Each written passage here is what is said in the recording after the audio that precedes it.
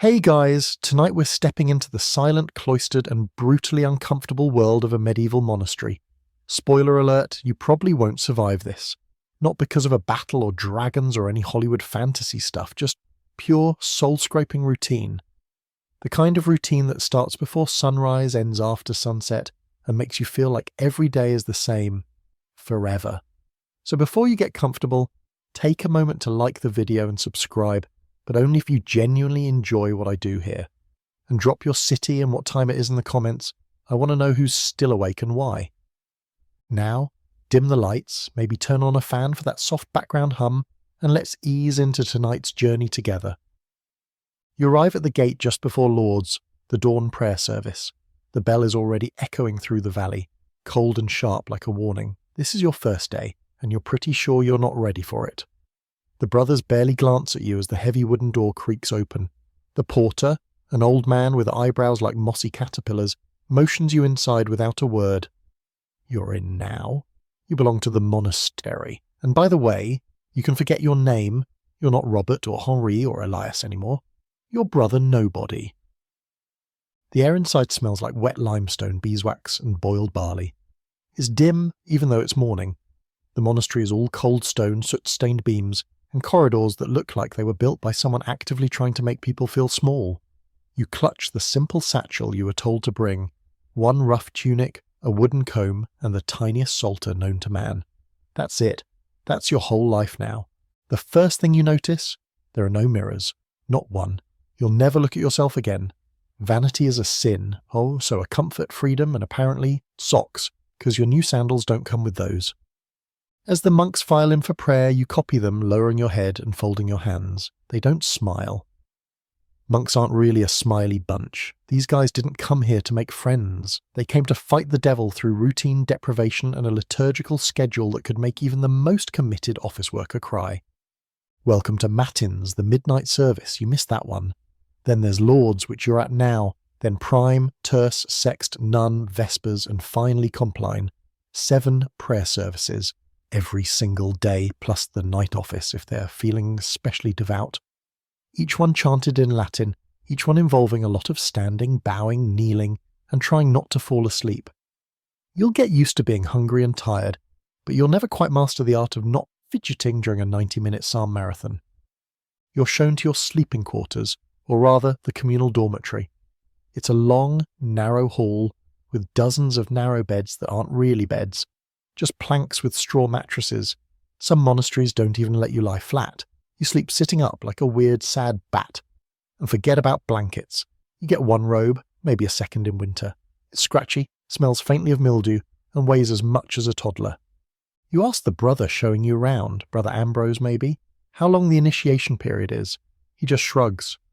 "A year or 2, he mutters, then adds, "or until you stop asking questions." You try to ask if you can write home. He gives you a look that makes you wish you hadn't asked. "The world is out there," he says, gesturing vaguely toward the walls. "You're in here now." The worst part is the bells. Every few hours, the same dull clang that yanks you out of sleep or work or whatever small moment of mental peace you were clinging to. You don't have a clock. The bell is the only timekeeper that matters. It tells you when to eat. Well, when to fast. When to pray, when to work, when to confess, when to beg for forgiveness for that one time you accidentally made eye contact with the visiting widow from the village, even though she was 300 feet away and you're not even sure she saw you. Historically speaking, monasteries were a kind of spiritual engine for medieval Europe. They preserved knowledge, cultivated land, and housed the most educated men of the time, but they were also designed to grind down human will. The Rule of St. Benedict, the go-to manual for monastic life, called for a life of absolute obedience and humility. Monks were to be like soldiers, but instead of swords they wielded silent scripture and the crushing weight of their own conscience. Here's something quirky.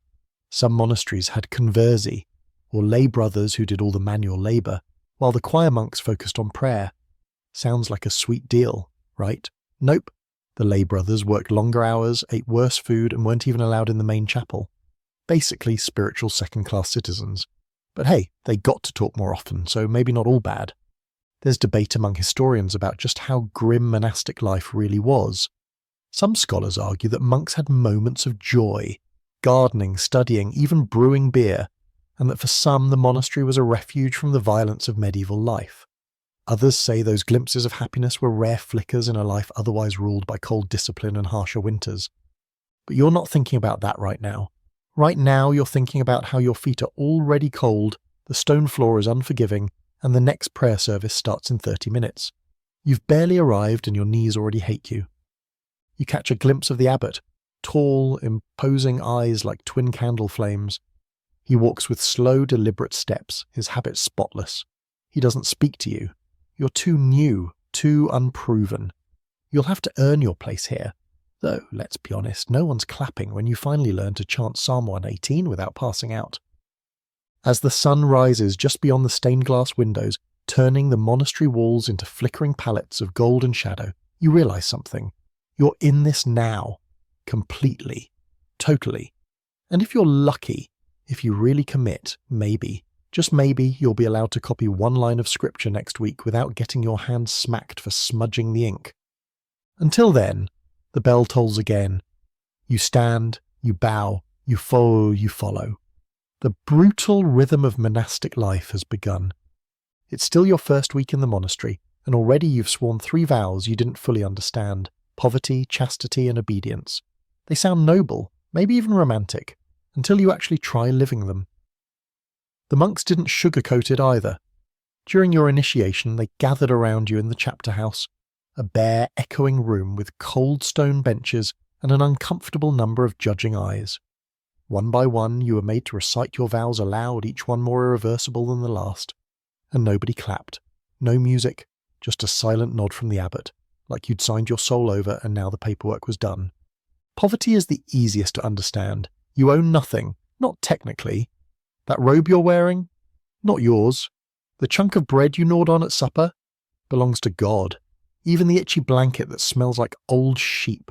Still not yours. You are a vessel, supposedly emptied of all worldly desire. You'll be reminded of that every time you see something mildly luxurious, like a second spoon or a monk who's been allowed to keep his boots through the winter. Then comes chastity. Ah yes, the vow of no touching, no lingering looks, no impure thoughts. Theoretically. In practice, this one is brutal. You're young, healthy, and stuck in a closed environment with a lot of other oppressed men, all desperately pretending they don't have bodies. No one talks about it, but the tension clings to the walls like soot. You overhear a senior monk whisper to a novice, "If you find temptation rising, recite the Psalms until it passes," which is fine advice unless temptation happens to rise during the Psalms, which it does, frequently, for everyone. The worst, though, the absolute worst, is obedience. Poverty and chastity at least let you suffer in silence. But obedience, that one breaks you. You're expected to follow orders instantly, without question, even when they make no sense. The abbot says jump, and you don't ask how high. You jump and hope you don't land on another monk. If you hesitate, that's pride. If you ask why, that's rebellion. If you do something too well and seem pleased with yourself, that's vanity, which is also pride. Basically, if you even exist with an ounce of confidence, you're doing it wrong. You learn quickly that monks aren't saints. They are people who tried so hard not to sin that they accidentally invented new kinds of suffering.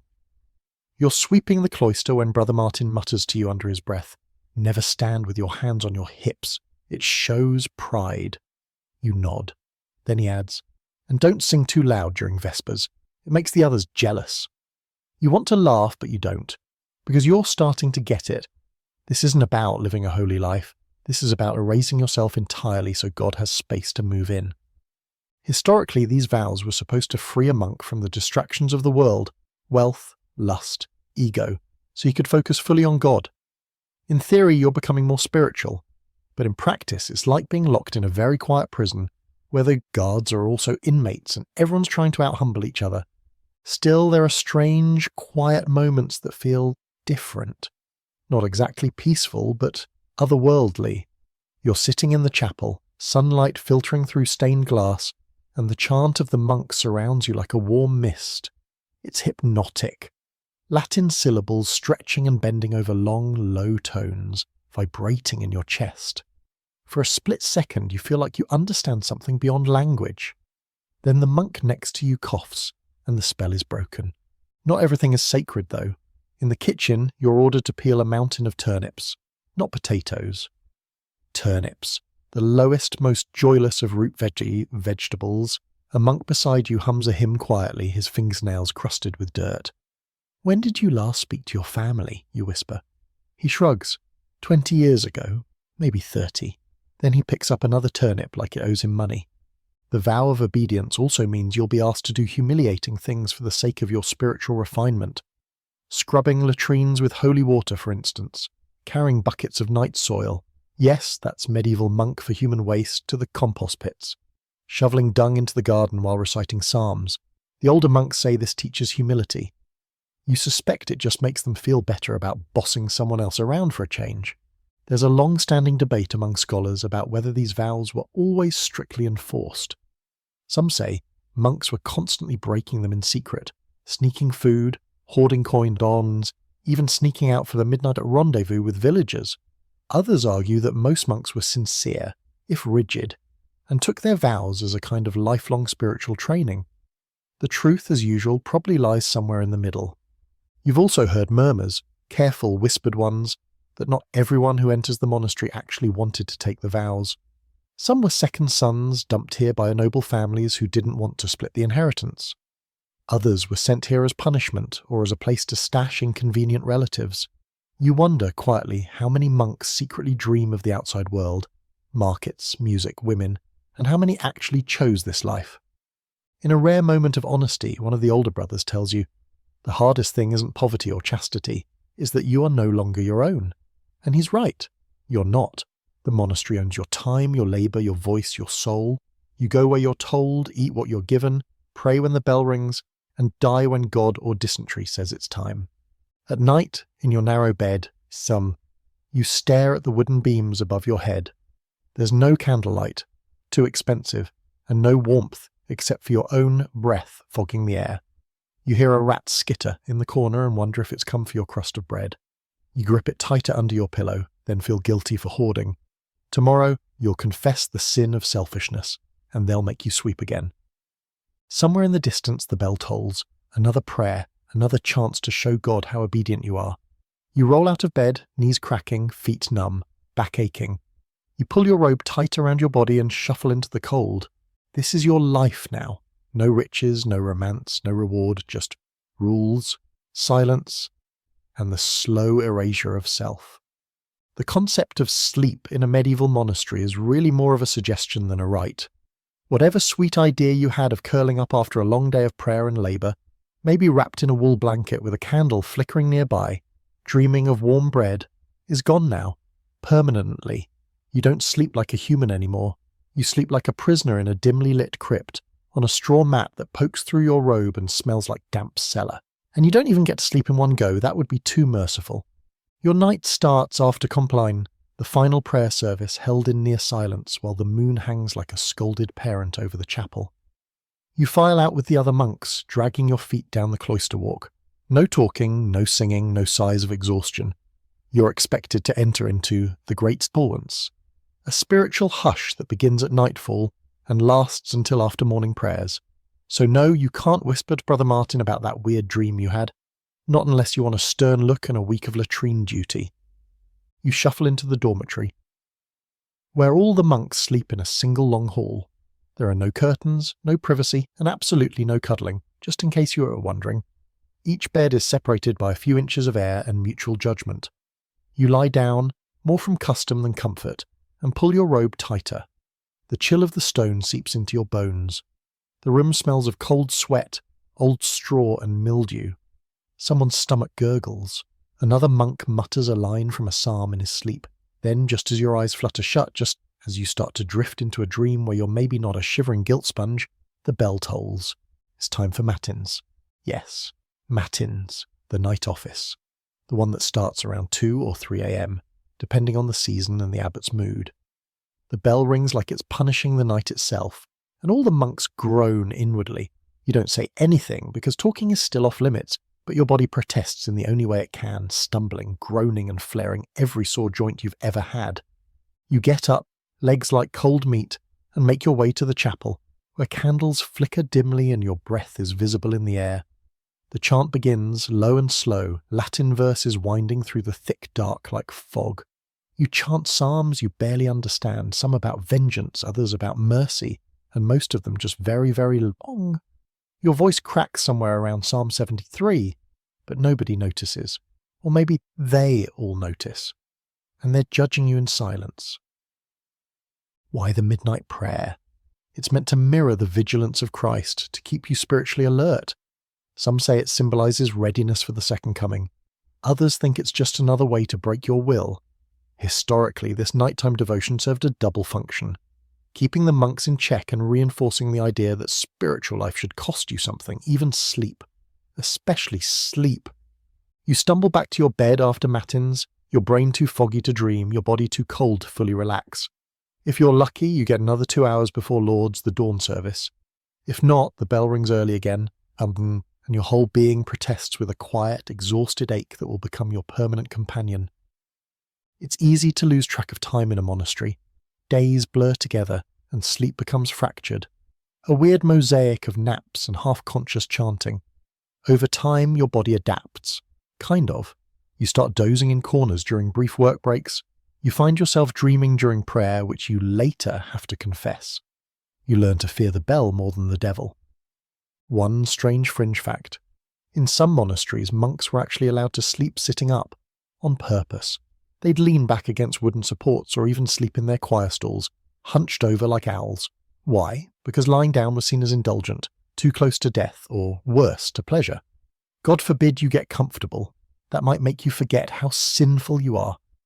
Historians still debate how rigorously this nocturnal torture was practiced. Some evidence suggests monks had rotating schedules and shared duties, allowing a bit more sleep. Others insist the early monasteries, especially those following the rule of St. Benedict to the letter, were strict to the point of absurdity. The Benedictines believed idleness is the enemy of the soul, and sleep was dangerously close to idleness. That says it all, doesn't it? You've been here for 10 nights now, and your concept of reality is unravelling. During a particularly cold dawn prayer, you find yourself staring at the flickering candlelight and thinking, is this hell? Not the fire and brimstone kind, but the slow burn, exhausting repetition that makes you forget who you were before. You remember your old life, your mother's kitchen, the way butter melted on fresh bread, your younger brother's awful singing, and it feels like another life entirely, one that belonged to someone else. And still the bell rings. There's a monk here, Brother Anselm, who hasn't spoken a full sentence in 15 years. He's bald, pale, and looks like a sentient candle stub. You once saw him kneeling in the chapel an hour before matins, mumbling prayers to himself. He never sleeps, someone whispered. Not since the fever. No one explains what that means. You stop asking. On the 11th night, you're assigned to keep watch, alone. It's a rotating duty meant to make sure no one is sneaking food or reading forbidden texts by candlelight. You sit in the cloister garden under a cloud-heavy sky, wrapped in your robe, trying to stay awake. The stars are invisible. The wind cuts through the arches like a blade. Somewhere nearby, a mouse scurries across the gravel. You wonder if God is watching, or if he's sleeping peacefully somewhere, warm and satisfied, while his servants count their sins in the dark. Eventually, you're relieved by another monk, who nods without a word and disappears into the chapel. You return to your mat, every bone aching, knowing that the bell will toll again before you even settle in. You don't dream anymore. You just blink, and then it's morning, or what passes for it. The monastery isn't just a place for prayers and whispered guilt. It's a machine, and you're one of its many, many moving parts. After only a few weeks, the rhythm of toil and devotion becomes second nature, like breathing or limping. Every day you're pulled through a carefully segmented routine called the Divine Office, punctuated by bells and back pain. The hours are planned with divine precision. Prime at sunrise, terce mid-morning, sext at noon, none in mid-afternoon, and vespers as the sun dips below the cloister wall. Each prayer is followed by labour, and each labour is followed by another opportunity to ask forgiveness for not doing that labour joyfully enough. You rise, you chant, you scrub floors, you chant again, you garden, you clean the sheep barn, you chant again, then haul buckets of barley mash across the yard because the older monk said it builds character. And after all that, more chanting. Everything in the monastery is part of a divine schedule meant to scrub sin from your soul, but it does a pretty good job of scrubbing your sanity too. Most of your waking hours are spent in manual labour. Depending on your abilities, or more often your punishments, you might find yourself in the garden, the kitchen, the stables, or worst of all, the latrines. Everyone dreads latrine duty. The phrase serving God takes on a new meaning when you're elbow deep in something that definitely isn't an incense. Your current assignment is the garden, which is better than most. There's fresh air and occasionally a radish. You and 3 other monks work the same rows every day, planting, weeding, harvesting, praying aloud as you go. Your hands develop thick calluses and always smell faintly of onions and manure. There's something meditative about it, though. You repeat the same motions over and over while your thoughts dissolve into the soil. Sometimes when the sun hits just right and the birdsong slips over the stone walls, you almost forget how tired you are. Almost. A lot of people imagine medieval monasteries as peaceful retreats, and from the outside, sure, they're quiet, isolated, picturesque, but from the inside it's just work. The rule of St. Benedict was big on balancing ora et labora, prayer and labour, but somehow the labour part always seems to win. The idea was that manual work kept the body humble and the mind pure, but more realistically, it just kept monks too tired to argue. You've learned by now that certain jobs are coveted, like being assigned to the brewery. Oh yes, monasteries brewed their own beer. And not just to drink. Beer was safer than water, especially in plague years. But also, well, monks enjoyed their beer. Not drunk, of course, heaven forbid, but mildly fortified. One of the brothers jokes that a pint of ale is just liquid bread with a personality. You'd kill for a pint, but you've been assigned to dig irrigation trenches. Again. And don't think for a second that weather gets you a break. Rain, you'll be out there in a robe that drinks water like a sponge, digging ditches in soup-thick mud. Snow? It's time to shovel paths between the chapel and the dormitory while reciting psalms through a scarf made of frost and regret. The worst days are the windy ones. Cold air sneaks through every stitch of your robe, and the hood flaps like a dying bird while you try not to lose your place in the rosary. One quirky fact you wish wasn't true: some monks used to carry around a skull, a literal human skull, as a daily reminder of death. A memento mori, they called it. You saw Brother Silvanus meditating in the cloister garden last week, fingers gently stroking the top of one. You don't know who it belonged to. No one does. You just know that he stares into its eye sockets like he's trying to have a conversation with eternity. There's a constant debate among monks, quiet and circular, like most things here, about which work is most holy. Is prayer the truest form of devotion, or is labour the better sacrifice? Some argue that silence in the chapel brings you closer to God. Others say God is in the compost heap. Personally, you think he's wherever people aren't yelling about manure techniques. Your least favourite part of the day is refectory cleaning. After the brothers eat, someone, usually the newest monk, meaning you, is tasked with clearing the dishes, scrubbing the tables, and sweeping crumbs that technically aren't even allowed. Meals are eaten in silence, of course, and while one monk reads scripture aloud, everyone else stares into their gruel, chewing slowly like guilt machines. Afterward, you try to scrape dried oat paste off wooden bowls without losing the will to live. You get into trouble today, not for laziness, not for stealing food, but for working too quickly. The abbot says speed suggests impatience, and impatience is the seed of pride. So now you're assigned to wash the garden tools, by hand, with cold water, while kneeling.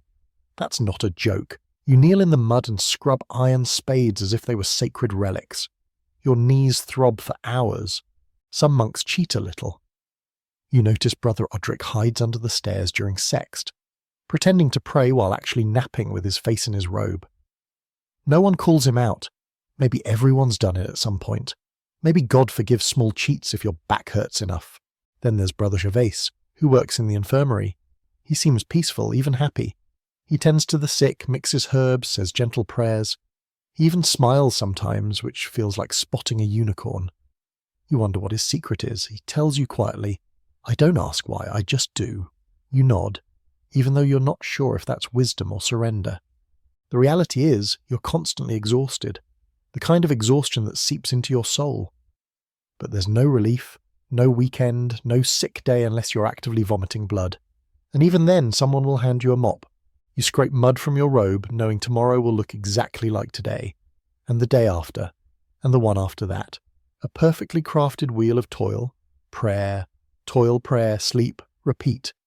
The bells will ring, your knees will ache, and the abbot will watch from the cloister walk like a crow in human form. But as the sun sets, casting golden light across the fields, you catch a glimpse of beauty. The garden rows are perfectly neat. The chant from the chapel drifts through the arches. Your hands, cracked and filthy, smell faintly of mint from the herb patch. And for a moment, just a moment, you think, maybe this is enough. Let's talk about food, or rather, the grim parody of it that passes for sustenance in the monastery. If you came here expecting hearty stews, crusty bread, or even a decent egg, I have some bad news. Your meals are about as joyful as a funeral procession in the rain. Eating is functional, solemn, and very, very meatless. The rule of St. Benedict forbids the flesh of four-legged animals. No beef, no lamb, not even pork unless you're ill, and even then it's suspiciously boiled and mostly gristle. Instead, you get a rotating menu of legumes, vegetables, and, if you're lucky, dried fish that smells like salted regret. Your first real meal after taking vows is exactly what you feared. Watery cabbage soup, a chunk of dark bread that could double as a building brick, and a sliver of hard cheese with the emotional warmth of gravel. You sit silently in the refectory, the long dining hall with its vaulted ceilings and air of quiet doom. All the monks eat facing the same direction, with their backs straight and eyes forward. It's not a conversation, it's a ritual. Every meal begins with a bell, a prayer, and the reading of scripture. One monk stands at a pulpit chanting in Latin about divine judgment while you try to chew without making noise. You're not allowed to speak. Not even pass the salt. Not that there is salt. You communicate with eye twitches and hand gestures, though no one seems to know what half of them mean. One time you asked for more broth by pointing to your bowl and making a hopeful circle with your finger, and the server thought you were confessing gluttony. You were assigned to scrub the hallway with a rag and a bowl of ashes. Your knees still hate you for it. The meal itself lasts maybe 20 minutes, and when it's over, you're hungrier than when you started. Some monks try to stretch it out, cutting their bread into microscopic bites, sipping soup like it's holy nectar. Others just stare into space, chewing slowly, as if they're trying to remember what taste used to be. Historically, monastic diets varied depending on region, wealth, and season. Richer monasteries, like those in France or southern England, had access to more variety. Dried fruits, fresh fish, better bread. Poorer houses survived on thin porridge, raw turnips, and prayer. Always prayer. The strictest orders, like the Cistercians, took fasting to an art form.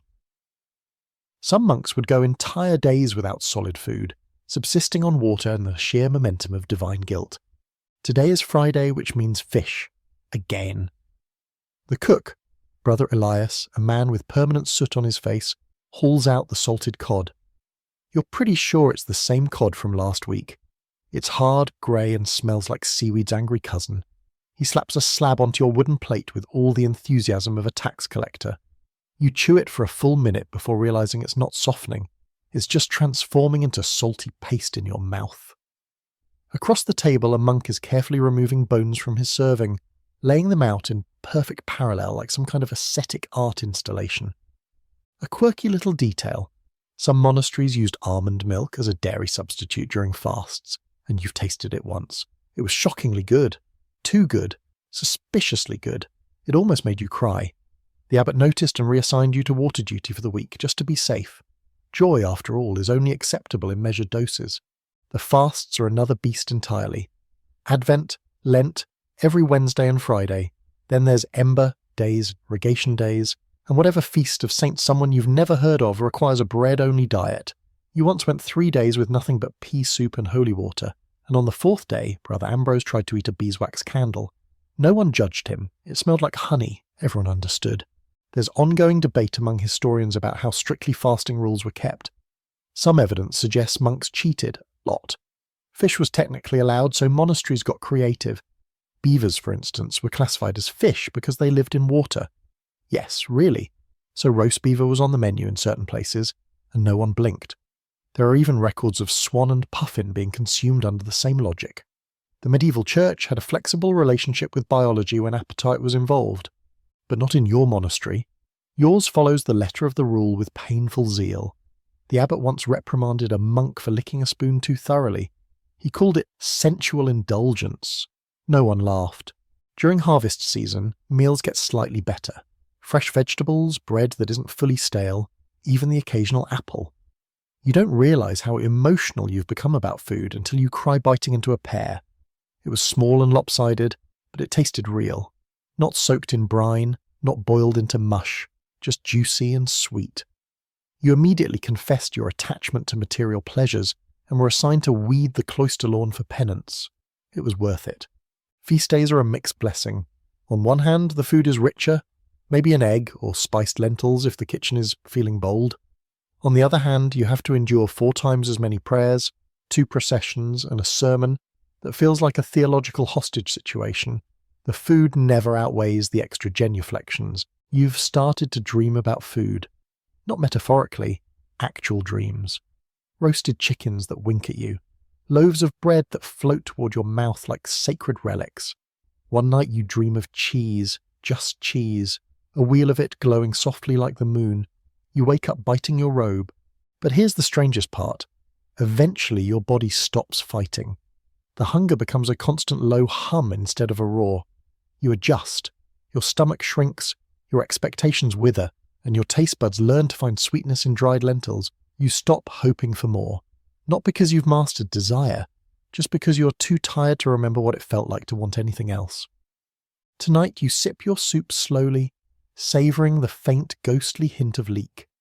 You dip your bread carefully, not because you're being holy, but because you don't want it to crumble into the bowl and vanish forever. The monk beside you sneezes and nearly knocks over his water. You both freeze, no one moves. Then the lector's voice rises again. Man does not live by bread alone. You're starting to believe it, mostly because there's no bread left. Let's step into one of the strangest and most punishing rooms in the entire monastery, the Scriptorum.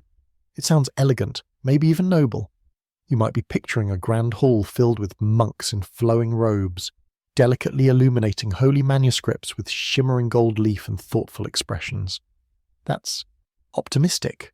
The reality, it's a freezing chamber filled with miserable men slowly going blind under weak candlelight, hunched over ancient desks while their fingers cramp into little claws. And guess what? You're the newest copyist. Your first day in the Scriptorum feels less like a calling and more like being sentenced to an especially medieval form of carpal tunnel. The Scriptorum master, Brother Leontius, has eyebrows like scribbled ink and a voice that sounds like dry parchment rubbing together. He hands you a worn quill and a cracked inkwell and points to a sheet of vellum, the stretched and scraped skin of a calf. "Make no errors," he says. "God is watching, and so am I." The air in the room is thick with dust, ink fumes, and the sharp smell of sweat that somehow manages to smell both scholarly and desperate. There are windows, technically, but they're narrow slits that let in about as much light as a moth's birthday candle. Candles are expensive, so you get one. Yes, just one. And if it sputters out, you're supposed to pray for a breeze to relight it. You sit down on a creaky stool, your back already aching, and prepare to copy out the Gospel of Luke in Latin. Not because you speak Latin fluently, but because you were told very firmly that the Lord will reveal meaning through repetition. Okay, sure. You're given a text to copy from, a pristine sacred original, and your task is to reproduce it exactly by hand. Every letter, every stroke, every line. If your ink blotches or your spacing is off, you have to start again on fresh vellum. And that vellum, each sheet represents hours of labour, not to mention one less calf in the monastery's already meagre herd. So no pressure. Your first attempt is shaky. The quill keeps snagging on the parchment. Your Latin is passable, but your handwriting looks like a crow tap-danced in wet ink. You get through 6 lines before Brother Leontius appears behind you, snorts dismissively and says, "Are you writing or performing an exorcism?" Then he tears the sheet in half with slow, agonizing precision and assigns you a new one. You return to your stool with the distinct feeling that God too is disappointed in your penmanship. There's something almost surreal about the monotony of it. Hours slip away as you form the same letters over and over, the same prayers, the same phrases. Et dixit Jesus discipula suis, and Jesus said to his disciples. You say it aloud as you write it, hoping the rhythm will keep you awake. Occasionally you hear another monk across the room sigh or drop his quill, followed by muttered Latin curses that definitely weren't in the Bible. Historically, the Scriptorum was the intellectual heart of the monastery. This is where the ancient knowledge of the world was preserved. Religious texts, yes, but also classical works from Rome and Greece, medical treatises, even bizarre travelogues full of questionable geography. Without monks, a whole lot of ancient literature would have vanished forever. You're aware of that as you scratch away at your vellum, though it doesn't make the cramp in your wrist feel any more heroic. There's a weird fact you learn from Brother Theodoric, who works beside you and smells vaguely of boiled cabbage. Some monks, instead of copying books accurately, would sneak in little complaints, tiny marginal notes like, "So cold I can barely feel my fingers," or "Oh, for a pint of good ale." One scribe even wrote, "This parchment is beastly, the ink is thin, and my back aches." You can relate. You try your hand at a hidden note later that week. It's small, just a tiny scrawl in the corner of a psalter. "I miss cheese." You immediately feel guilty and spend the next night praying for forgiveness, but it was worth it. The silence of the Scriptorum is oppressive. No idle chatter, no humming, just the scratch of quills, the occasional wheeze, and the ticking of time that doesn't actually tick, just drags. Every so often a brother sneezes, and a few heads jerk up like startled deer. One time a monk fainted from holding his breath too long while outlining a particularly tricky initial. He collapsed face first onto his work and had to be dragged out while another monk gently dabbed ink off his forehead. The question of how accurately these texts were copied over centuries has been a hot scholarly debate. Some historians claim that copyists were meticulous and deeply reverent, preserving every word with sacred precision. Others argue that errors, alterations, and even outright censorship crept in, whether by accident or intent. The truth, as usual, is complicated. And here you are, participating in it, creating the next link in a chain of transmission that may or may not include your own sleepy mistakes. Then there's illumination, the art of decorating manuscripts with gold, colour, and intricate patterns. You're not allowed to try it yet. That's reserved for monks with steadier hands and fewer smudges on their records. You watch as Brother Armand painstakingly paints a capital Q with such care that you wonder if he's fallen in love with it. It sparkles with real gold leaf, which was applied using a tiny breath of air and a brush made from squirrel hair. The result is stunning and so obviously not something you'll be trusted with any time this decade. And yet something happens over time. The work changes you. Your writing improves. Your Latin gets smoother. You start recognizing biblical phrases without thinking. You anticipate the curve of the next letter before your hand even moves. It's not thrilling. It's not even pleasant. But it's meditative. You forget yourself for a while. You become ink, parchment, and purpose, a vessel for words older than kings. After weeks of copying, you're finally allowed to bind a finished text.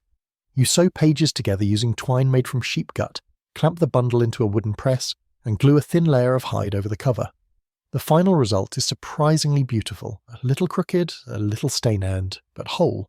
You hold it in your hands and feel the weight of it, not just in ounces, but in hours, in effort, in quiet devotion. You return it to the library, placing it beside dozens of other volumes, each one handmade, each one the product of aching backs and burned fingertips. You look around at the rows of shelves, rough wood filled with wisdom, and you realize this is the monastery's real treasure. Not gold, not relics, knowledge, preserved by men who've forgotten what the outside world smells like. You leave the Scriptorum with inky fingers, sore shoulders, and a strange sense of peace. For once, the bell feels less like an interruption and more like an invitation. Another hour, another task, another chance to lose yourself in something larger than your aching body. Silence isn't just a guideline here. It's law. In the monastery, speech is rationed more strictly than bread, and often tastes about the same. You learn quickly that talking isn't simply discouraged, it's a spiritual hazard. The tongue, the rule says, is the gateway to sin. Idle chatter leads to pride. Jokes lead to temptation. Gossip leads straight to hell. So they lock your mouth down like a vault. Welcome to the great silence, which, if you're keeping track, has now lasted days longer than you ever imagined you could go without muttering even a single complaint. You remember how strange it was at first. You tried to say good morning to Brother Hugh on your second day, and got a frown so sharp it could have sliced turnips. Then came the warning. Silence is sacred. Words are for prayer, confession, and obedience. Everything else, best kept behind your teeth. So instead, you gesture. Not gracefully, mind you. The monastery uses a complex system of hand signs that's sort of like medieval charades, only with more spiritual consequences. Want to ask for bread? You make a slicing motion. Need the latrine? Point left, then right, then make a vaguely distressed face. And if you want to signal that a brother is being too noisy, well, technically that's prideful, so you just breathe deeply and offer it up to God. The signs aren't universal either. Every monastery has its own local dialect of hand-waving and grimacing, which means you accidentally ask for cheese when you meant to ask for wax, and Brother Barnabas gives you a look like you just confessed heresy. You eventually learn the correct signal for "Sorry, I'm a fool, Kirko," which comes in handy at least a dozen times a day. Mealtimes are the strictest. You sit in the refectory, bowl in hand, surrounded by 30 other monks all eating like ghosts. No clinks, no coughs, no words. If you drop your spoon, you just stare at it and pray someone feels enough pity to slide it back with their foot. Once you sneezed, just once, and the entire table looked at you like you'd let the devil in through your nose. The only place you can speak freely is the chapter house during the daily confession of faults. But even then, it's not a conversation, it's a ritual. You kneel and admit your shortcomings to the abbot and your fellow monks, all in Latin. I failed to bow properly during none. I did not extinguish my candle with appropriate reverence. I felt envy toward Brother Thomas's chanting voice. It's less about healing and more about reminding everyone that you're a broken thing held together by guilt and God's mercy. Historically, the emphasis on silence came from the rule of St. Benedict, which warned that in much speaking you will not escape sin. The Benedictines believed that silence wasn't just discipline, it was a weapon against the chaos of the world. It forced introspection, killed vanity, and made space for God to speak. In theory. In practice, it made for a lot of awkward hallway encounters and people accidentally walking into each other around blind corners. There's a quirky exception, though. Some monks had the special role of guest masters, and they were allowed to speak to outsiders. These lucky few not only got to use words, they got to hear stories from the outside world. Travellers, pilgrims, messengers, they all passed through the guest quarters, and the guest master was there to greet them, question them, and report anything useful. You briefly considered praying for a transfer, but then remembered how terrible you are at making eye contact. And what about your inner voice? Well, it gets louder. When you're not allowed to talk, your thoughts fill the silence like wind through an empty hall. You catch yourself arguing with no one, reimagining conversations from 5 years ago, mentally composing letters to people you'll never see again. You rehearse responses to insults that were never said, confess desires you no longer understand, and sometimes, just sometimes, you hear your own mind whisper back things you weren't ready to admit. That's when the silence stops feeling holy and starts feeling haunted. You've been inside the walls for months now, and still the quiet feels heavier than stone. You miss laughter, real, messy, uncontained laughter. You miss storytelling. You miss singing for joy instead of obligation. You miss noise, not the angry clamour of the world, but the warm hum of people being human around each other. And yet, even as you miss it, the silence begins to shape you. You start noticing details you never saw before. The texture of morning mist on the cloister lawn, the way wax pools around the wick during Vespers, the quiet tremble in Brother Felix's hands when he prays. You become attuned to the subtle grammar of silence, the way someone's posture shifts to reveal their mood, the rhythm of steps echoing down the hall, the soft creak of wood as someone bows too deeply during a reading. You speak with your eyes now, you apologize with a tilt of your head, you forgive with a shared glance. There's a debate among scholars about how silent monastic life really was. Some argue that most monks bent the rules, whispering in corners, slipping notes, sneaking into the gardens for a brief word or two. Others insist that many monasteries enforced silence with punishing zeal, believing that even the sound of a human voice could offend divine order. And then there were the Carthusians. Those guys didn't speak at all, ever. Their lives were one long vow of total silence. You shudder just thinking about it. Still, there are odd little breaks in the quiet. Feast days, for example. Some of them come with permitted singing and even brief hushed conversations in the cloister garden. There's a warmth to these days, a loosening of the jaw, a soft return to something more human. And once, during harvest, Brother Martin muttered a joke under his breath about a pear that looked like the abbot. You nearly dropped your rake laughing. That fleeting moment of rebellion felt more holy than a week of perfect chanting. The silence, for all its harshness, becomes something you carry, not just in the monastery, but in your body. It follows you into your sleep, into your breath. It sculpts your thoughts into quieter shapes. And while you sometimes feel like you're being erased by it, you also realize that part of you, some small still part, needed this quiet to hear something else, something deeper. One night, during Compline, you kneel in the chapel as the candles flicker low. The chant rises around you, soft and slow to flow, like smoke curling through the arches. You're not singing, just listening, not thinking, just being. The silence wraps around you. Not a punishment this time, but a cloak. A kind of peace, get that? And for the first time in months, you don't miss your voice. It starts small, just a sideways glance during sext, maybe an elbow jostle in the Scriptorum, a little too aggressive to be accidental. You ignore it, of course. You're here for humility, not schoolyard drama. But the second time Brother Ardo accidentally dumps water onto your robe during dish duty, you start to realize something. Monks aren't saints. They're men, just like anyone else.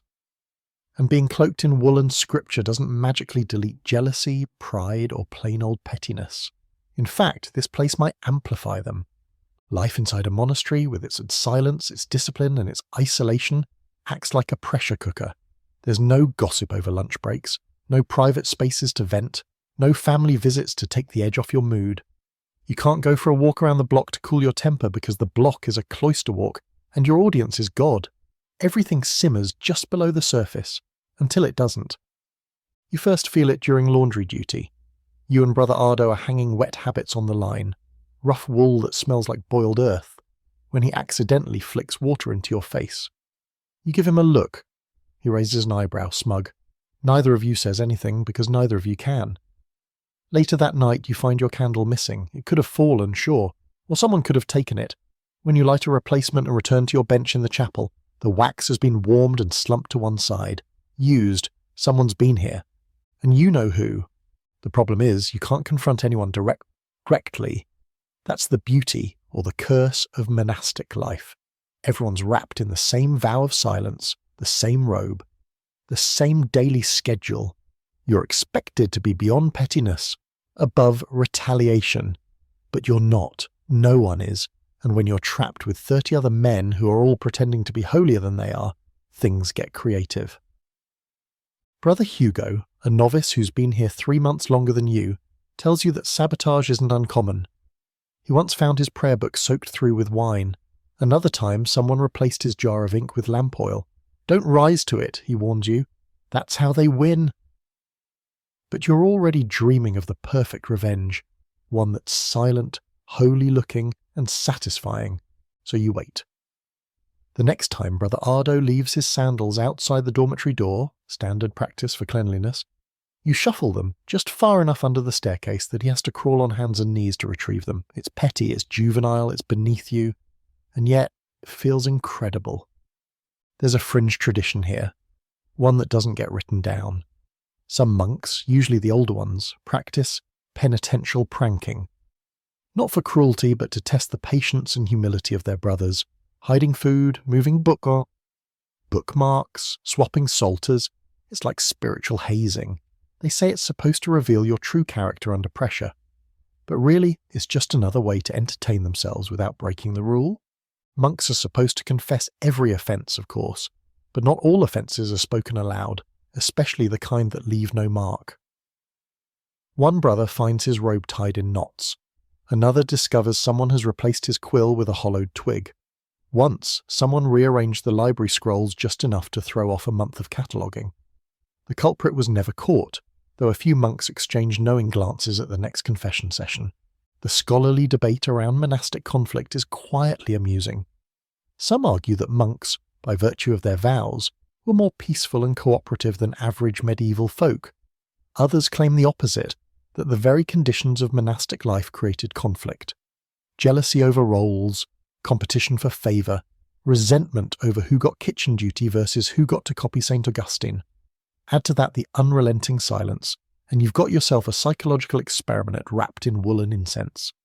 You see the worst of it during Lent, when tempers are already frayed from fasting. Brother Piers and Brother Cedric get into a full-blown shoving match in the herb garden, over parsley. Not metaphorically, actual parsley. Apparently Piers pulled it too early. Cedric said nothing for 3 days, then accidentally dumped his wash bucket over Piers' feet. The confrontation ended in glares, silent penance, and a very awkward group confession. The abbot made them work side by side for a week, turning compost in the same corner of the garden. Their smiles were thin. It gets personal too. You notice that Brother Gervais, the infirmarian, receives subtle deference from the others. He has clean boots, a softer mattress, better candlelight. Some say it's because he's earned it.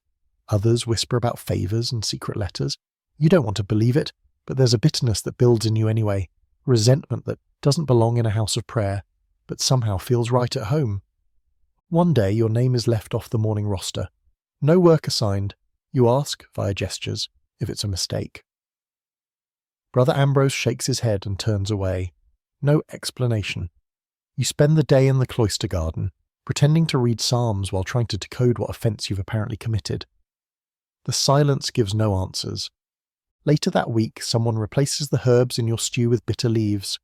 Not enough to make you sick, just enough to ruin your appetite. You eat it anyway. You chew slowly, like a monk who's very close to understanding why early desert hermits went into caves and never came back. And yet, for all the petty cruelty, there are strange moments of solidarity too. One evening you drop your candle and watch it rolls into the dark. Before you can crawl after it, Brother Thomas quietly nudges his own flame your way. A small thing, but it hits you harder than all the slights combined. Another time you fall asleep during vigils, head tilted back like a broken puppet. When you jolt awake, expecting punishment, you find a folded scrap of vellum tucked into your sleeve. You are not alone. No name, no handwriting you recognize. Maybe that's the point. The monastery doesn't erase human weakness, it just contains it, compresses it, forces it into strange shapes, some of them cruel, some of them kind. And so the dance continues. You scrape wax off your bench, you untangle your robe from mysterious knots, you bite your tongue when someone jostles you in the hallway. And when you catch Brother Ardo's eye across the cloister and he smirks ever so slightly, you simply incline your head. Just enough to say, "Not today, brother, not today." It's midnight and you wake up sweating, not because of heat, your cell is freezing, but because of a dream. A strange one, something about fire and shadows and a woman you can't quite remember. It's gone now, but your heart is still racing and you feel guilty, instantly, automatically. Welcome to the monastic mind, where even your unconscious is under surveillance. You shuffle out of bed, careful not to make noise. The dormitory is silent except for the occasional rustle of straw as someone shifts in their sleep. You stare at the candle stub by your cot. You shouldn't light it. Candles are rationed, and you're not scheduled for night prayer, but still, something in you twitches. You've been taught that even dreams can be sinful, that impure thoughts, even uninvited ones, are stains on the soul. There's no privacy in a monastery, not even inside your own head. The morning brings little relief. You drag yourself through Lord's with that familiar throb in your temples, the kind that doesn't feel like exhaustion anymore, just the background hum of existence. You can't shake the feeling that someone's watching you. Not just God, one of his brothers, maybe the abbot, maybe yourself. It's time for weekly confession. You line up in the chapter house, kneeling in rows, heads bowed low. The abbot sits at the front, his expression unreadable, and one by one the monks take turns stepping forward and confessing their sins aloud. This isn't the cosy private booth confession you're used to imagining. No, this is public, communal, a group airing of spiritual dirty laundry. "Forgive me, Father," "Well, brother," Alaric says, "for I was inattentive during the chanting of Psalm 62. "Forgive me," says another, "for desiring to speak when I should have remained silent." You start to sweat. Should you confess your dream? The one you barely remember? The one that might have included a woman? Or was it a shadow? Either way, it left you feeling something. And feeling is dangerous here. When it's your turn, you step forward, throat dry, heart racing like you're standing before a judge. You open your mouth. The Latin slips out, half rehearsed, half panicked. You confess a vague, impure thought during the hours of sleep. The abbot squints at you, but says nothing. You kneel again, praying no one saw the twitch in your jaw when you lied by omission. Historically, monks were required to confess frequently, and not just for big sins. Forgetting a line of scripture, confess it. Letting your eyes wander during Vespers, confess. Having the brief wild urge to scream into the sky during your 5th hour of garden duty, you guessed it, confess. It was spiritual accountability through constant surveillance, and it worked. Mostly. Kind of. The real twist. You were expected to report others too. Not always directly, no one was tattling like schoolchildren, but if someone was consistently late, or visibly angry or showing signs of pride, the brothers were supposed to gently correct or inform the abbot. It created a culture of performative humility, everyone pretending to be broken in precisely the right amount. You start to notice how curated the confessions are. Brother Jocelyn always mentions minor slights. I coveted Brother Andrew's stylus, or I used too much oil when cleaning the lamps, but never anything bigger. Brother Cedric, who once accidentally slapped a stable hand, confesses only to overwatering the basil. And the abbot himself, well, he doesn't confess in front of anyone. That should bother you more than it does. The line between sin and thought becomes thinner the longer you stay. You find yourself apologizing for things you're not even sure happened. Was that a lustful thought or just a flash of memory? Was that pride or simple self-awareness? You question everything. The rule says that even the desire for sin is sin. But how do you stop wanting? How do you shut down a mind that's still alive? One fringe tradition that pops up during Lent is self-flagellation. Yes, whipping. Voluntary, technically. Symbolic, supposedly. A way to physically express repentance and unite your suffering with Christ's. But for some monks, it becomes obsession. You've seen the welts on Gildas's back. Red and raw, like slashes from a thorned vine. He never cries out, just winces and says, "The body is a stubborn beast." You're not sure if that's holiness or trauma, or maybe both. You try not to judge, but then that's a sin too. Judging. You end up confessing that next week. And then there are the dreams. Oh, the dreams. The ones that make your whole body tense before you even realize what's happening. You start praying before bed, hard. Psalms, Hail Marys, even whispered pleas for dreamless sleep. It helps, sometimes. Other times you wake up with clenched fists and a head full of fog and shame. You stop keeping track of which sins happened in waking life and which ones your subconscious cooked up. The punishment is the same either way. Guilt, penance, silence. A scholarly debate brews around this very topic. How much weight medieval monasticism gave to sins of the mind. Some historians argue monks were constantly policing their thoughts, living in fear of their own imaginations.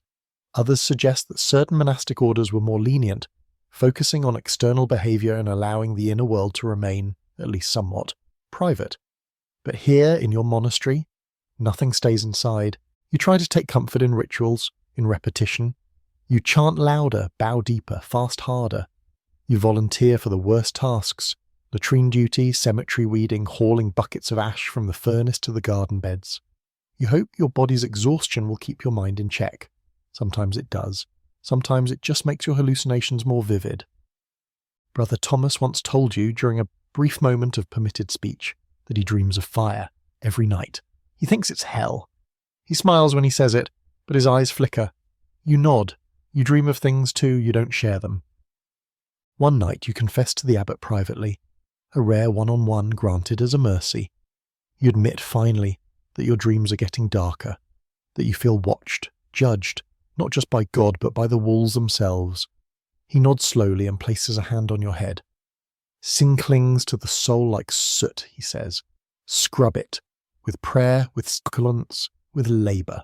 Steady, especially during manual labour. It was comforting.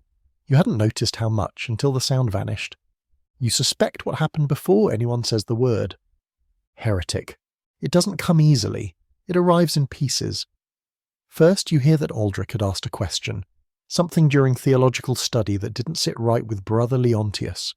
Then there's a rumour that he requested access to a forbidden book.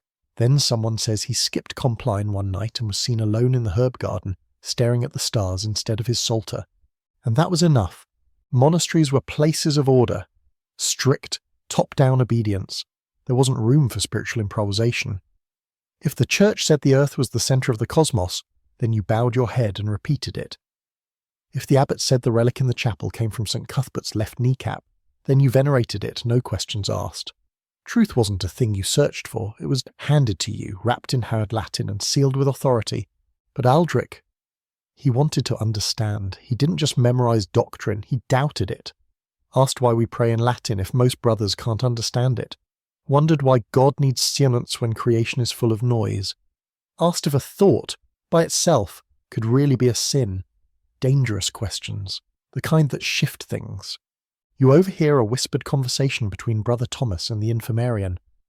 He said grace wasn't something you could earn, Thomas mutters, said it was already ours. Gervais just sighs and replies, sometimes a match is enough to burn the whole chapel. A few days later, the abbot delivers a brief sermon about spiritual deviation. He doesn't name Aldrich, but everyone knows. He speaks of false lights, hidden pride, and the temptation of intellect. The message is clear. Don't think too much. Don't reach too far. Salvation comes through obedience, not understanding. And here's the disturbing part. You find yourself nodding, because you do understand. You've seen what questioning does. It isolates. It infects. You start thinking about Aldrich when you should be thinking about God. You find yourself rereading the Psalms with suspicion instead of reverence. You wonder what other books are locked away in the library's forbidden section, and why. There's a phrase in the rule of St. Benedict, to prefer nothing to the love of Christ. It sounds beautiful, but in practice it's often used to erase anything inconvenient. Curiosity, ambition, selfhood, all suspect, and if you chase them too far you risk becoming like Aldrich, removed, forgotten, scrubbed from the memory of the monastery. The historical record on monastic heresy is thin, but not empty. There are documented cases of monks who developed their own ideas of salvation, who read texts not sanctioned by Rome, who spoke of personal visions or divine messages that didn't match the official liturgy. Most were punished quietly, some were excommunicated, a few disappeared completely, their names erased from monastery rolls, their work destroyed. There's a word for that, damnatio memoriae, the damnation of memory. It's not just physical exile, it's historical deletion, a spiritual unpersoning.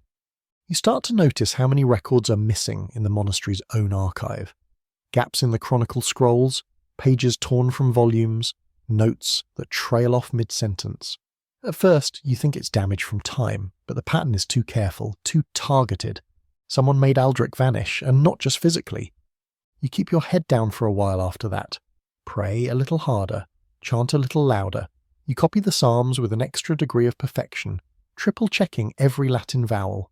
Not because you're suddenly more devout, but because fear has a way of dressing up as faith. You watch the abbot more closely now. Watch who he speaks to. Watch how his eyes settle on you during chapter meetings. You nod when expected. You bow a little deeper.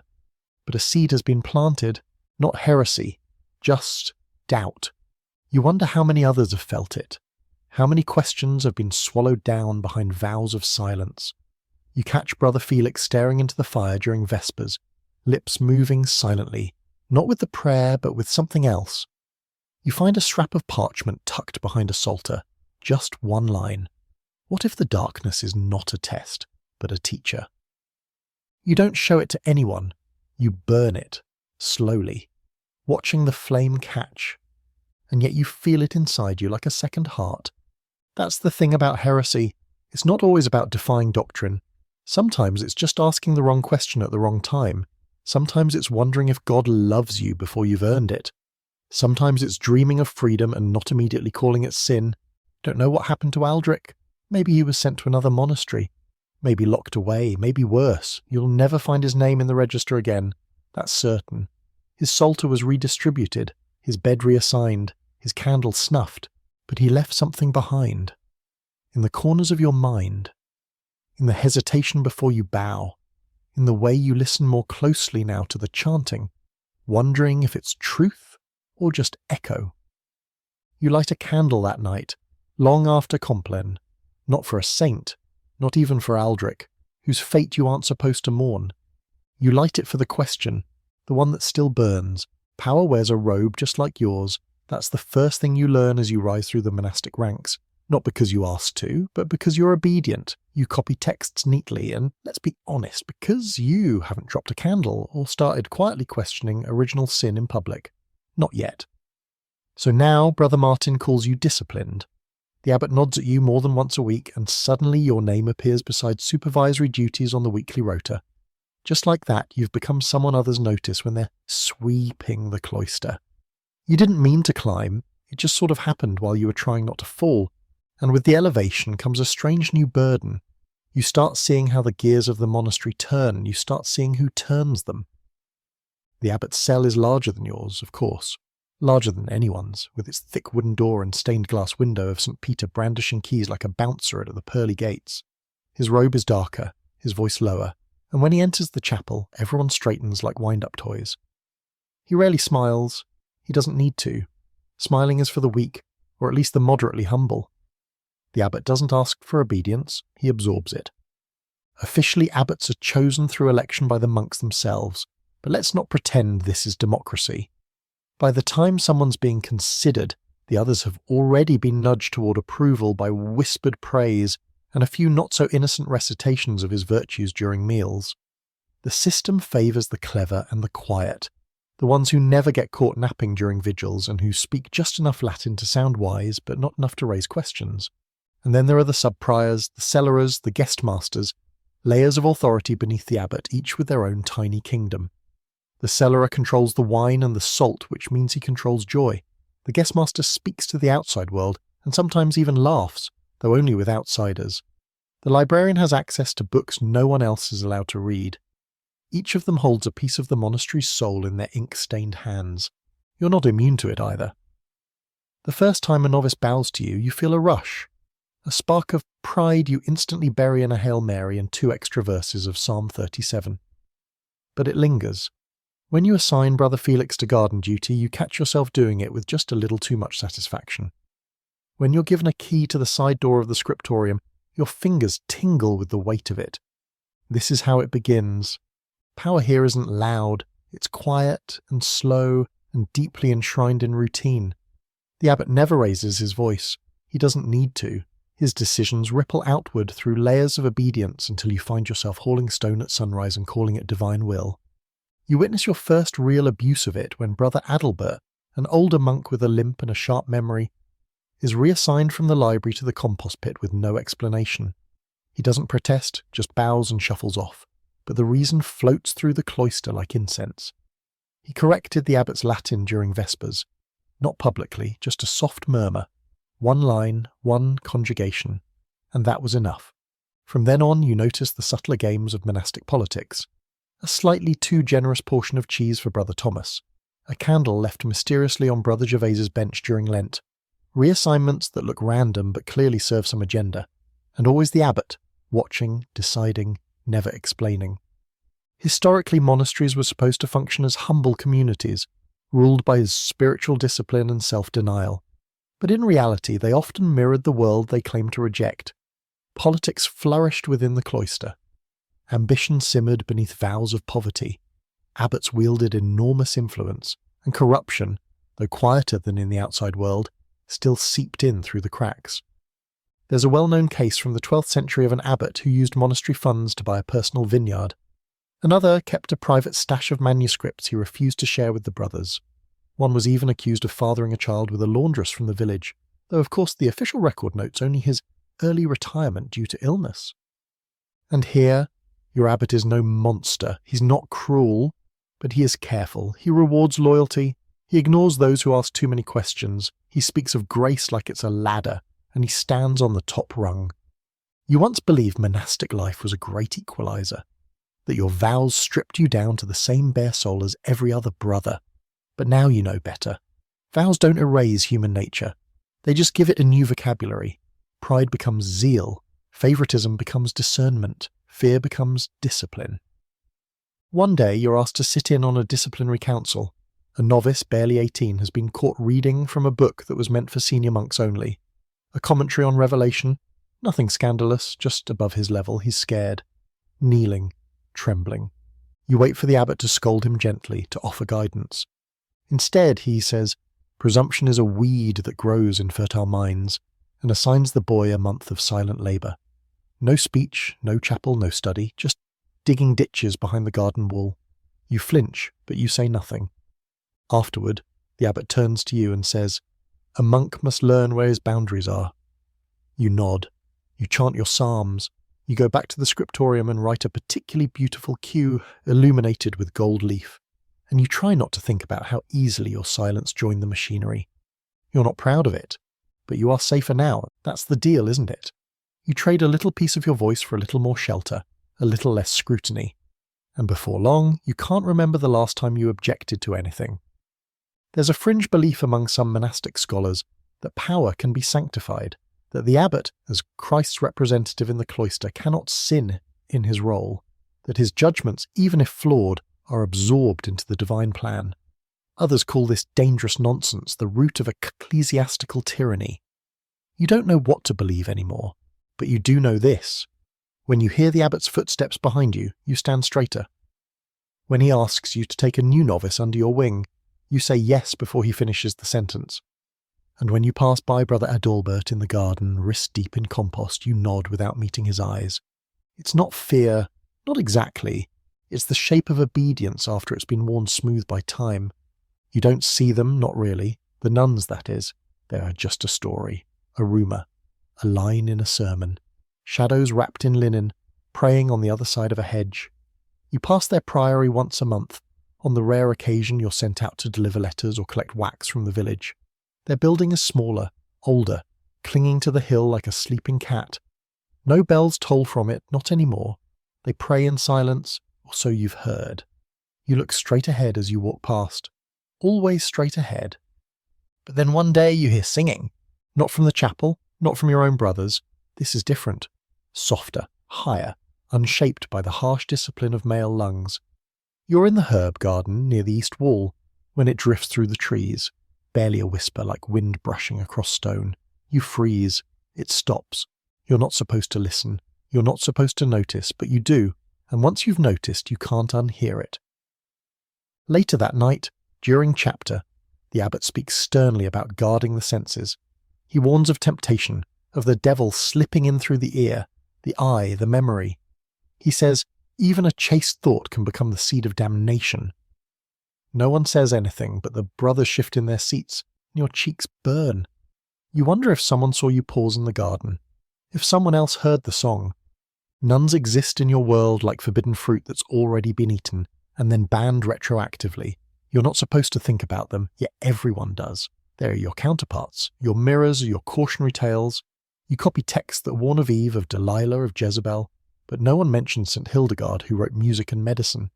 No one talks about the anchoresses who walled themselves in and heard the voice of God through cracks in the plaster.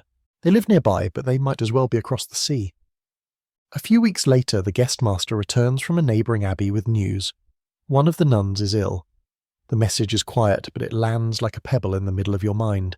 You volunteer to help, not because you care, of course not, but because you've learned that volunteering makes you appear obedient. You're sent with herbs and instructions, alone. You don't even go inside. The nun waiting at the gate is older, veiled, hands folded. She takes the bundle without looking at you. You nod. She nods. That's it. Except, just before the door shuts, she says softly, "Thank you, brother." Her voice is dry like paper, but kind. And for a full day afterward, you can't stop replaying it. You tell yourself it's nothing. But it isn't. Here's the truth. Monasteries struggled with the women problem. Vows of chastity demanded distance, but real life kept creeping in. Some monks were sons of noble families, whose sisters became nuns. Some arrived at the abbey with old loves still clinging to their hearts, and some simply couldn't silence their bodies no matter how many psalms they chanted. It wasn't about weakness. It was about being human in a place that expected you not to be. You've read accounts of scandals in other abbeys. Secret meetings, smuggled letters, illicit touches passed beneath prayer shawls. There are court records, even excommunications. One monk in Yorkshire fled after a liaison with a prioress was discovered. Another claimed to have visions of Mary that turned out to be hallucinations from starvation and misplaced desire. But your order doesn't talk about that. Here, it's all discipline and denial. Temptation is a demon. Women are vessels for sin. And love, real, messy, trembling love, is not only irrelevant, but dangerous.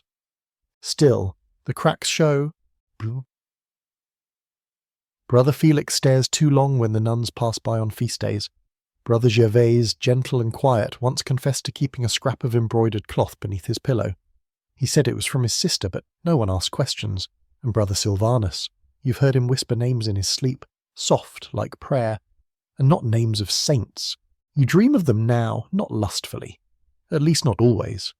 Sometimes you just dream of faces, of voices, of a laugh in a hallway, of someone looking at you like you're not invisible, like you matter beyond your Latin grammar and your good behaviour. The worst part is, you don't even want anything, just warmth, and that too is a sin. One day a scroll arrives for copying, letters between monasteries. One of them is from a nun named Alia. She writes of her garden, her prayers, her longing for peace. There are days, she writes, when the silence feels like death, and days when it feels like music. You read that line 5 times. 10. You copy it carefully, reverently. Your hand trembles. You know what you're doing. You're treading a line, but you don't stop. There's a theory some theologians hate, that men and women, even in monastic life, complete each other spiritually. That masculine devotion is hollow without the feminine. That even in cloistered solitude there's a divine tension meant to exist, not to be broken but acknowledged. Others call this heresy. They say it opens the door to ruin. You think maybe it opens a window. You never meet her. Never know if the voice you heard singing was hers. But sometimes when you pass the wall near the east garden, you pause. Not for long, just enough. And sometimes you think you hear a note. Not a song, just a breath, a syllable. And you whisper a psalm. Not as a shield, but as a reply. Because some temptations don't destroy you. Some remind you that you're still alive. The rain starts before dawn and doesn't stop. It doesn't pour, it seeps. Quiet, slow, determined, like it has a personal grudge against the monastery. By prime, the cloister walk is a river. By terce, the garden paths are sludge. And by sext, the cellar floods, swallowing barrels of preserved fish like a hungry, briny beast. You're assigned to help bail it out with a tin ladle and a bucket that leaks. The irony is not lost on you. Disaster doesn't care about prayer schedules. It crashes in whenever it likes. Floods, fires, storms, illness, famine. And thus the rule of St. Benedict doesn't say much about what to do when your herb garden is 6 inches underwater. You're told to keep praying, so you do. You chant while mud pulls your sandals off. You recite psalms as lightning turns the sky into a broken lantern. And when the wind rips tiles off the dormitory roof, you kneel and whisper, "Deliver us from evil," while rain drips steadily into your soup. The monks try to act calm, of course, stoic.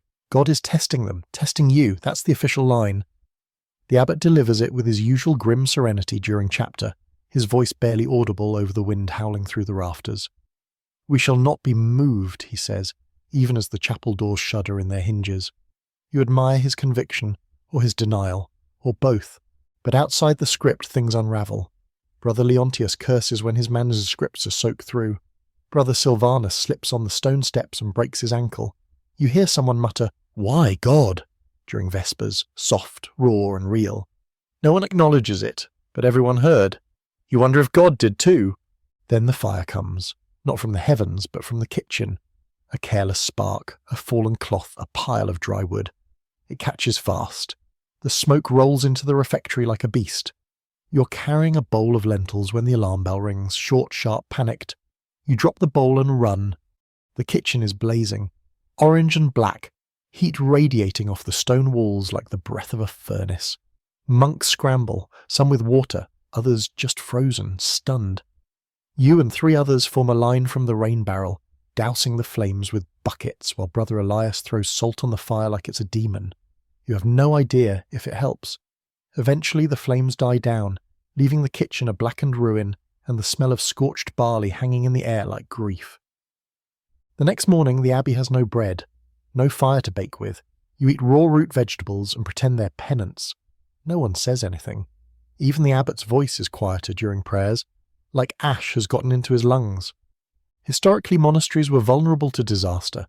Their isolated locations made them hard to reach and harder to save. Fires were common, too many candles, too much dry wood, too many prayers that didn't involve fire safety. Floods wiped out entire libraries.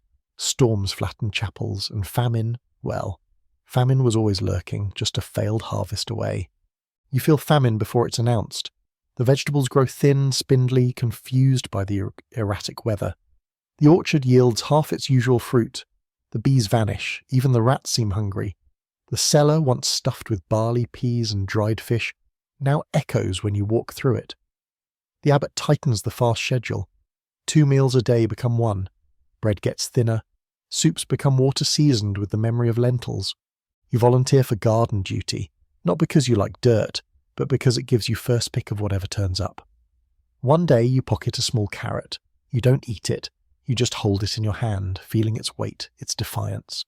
Then you set it aside for Brother Gervais, who's been coughing again. He thanks you with a nod that feels heavier than any blessing. One night a storm blows the chapel door wide open during Compline. Rain soaks the stone floor. A candle tips. Wind howls through the nave like something ancient has returned. The brothers keep chanting, eyes fixed forward, as if stubbornness will hold the world together. You chant too, your voice cracking, the cold creeping down your spine. You don't believe it will help, but you do it anyway. Later you sit in your cell wrapped in a damp robe and think about Job, about Noah, about every man in Scripture who suffered for reasons that were never fully explained. You think about Aldrich and wonder if the storm would have shaken him. You think about that nun's voice too, how even a song can feel like defiance. There's a quirky superstition passed among some of the older monks that disasters are signs of the devil testing the faithful, or God testing their humility, or worse, signs of unconfessed sin festering in the heart of the monastery. One brother swears he saw a crow roosting in the chapel rafters the night before the fire. Another claims he heard laughter from the cloister well. You don't believe them, but when you pass that well at midnight, you don't look down. There's an old debate among scholars whether natural disasters were viewed as divine punishment or mere misfortune. In your case, it doesn't seem to matter. Punishment, test, coincidence, it all feels the same when your stomach growls and the wind howls and the only thing you have left to offer is obedience. You start keeping a list. Not on paper, there's no parchment to spare, but in your head. A list of everything you've lost since the storm began. 4 psalters, soaked and ruined, 3 nights of sleep, 1 friend to the fever, half a sandal, a whole week's worth of rations when the storage room flooded, and something else, something harder to name, that quiet confidence that if you just prayed enough, everything would be all right. But you still show up, you still chant, still kneel, still whisper grace before each miserable meal. Because if you stop, well, what then? There's nothing waiting outside the gates but more weather, more hunger, more uncertainty. You're inside, and inside is survival. When the skies finally clear, briefly, the sun looks unnatural, too bright, too hot. The brothers blink like moles. You sit in the garden, knees in the wet soil, and hold a tiny green sprout between your fingers. It's nothing, but it's something. You don't speak, but in your heart you whisper, "Let it be enough." You don't really think about your mind until it begins to betray you. Not all at once, not in loud, dramatic ways, just small cracks at first. Forgetting the second half of a psalm, blinking during prayers and realizing you've been staring at the same knot in the chapel pew for 5 minutes unable to move. You chalk it up to exhaustion. Everyone's tired. But then you wake up one morning with tears already on your face, no dream to blame, just sorrow hanging on your bones like a soaked robe. There's no word for it here. Not one they use anyway.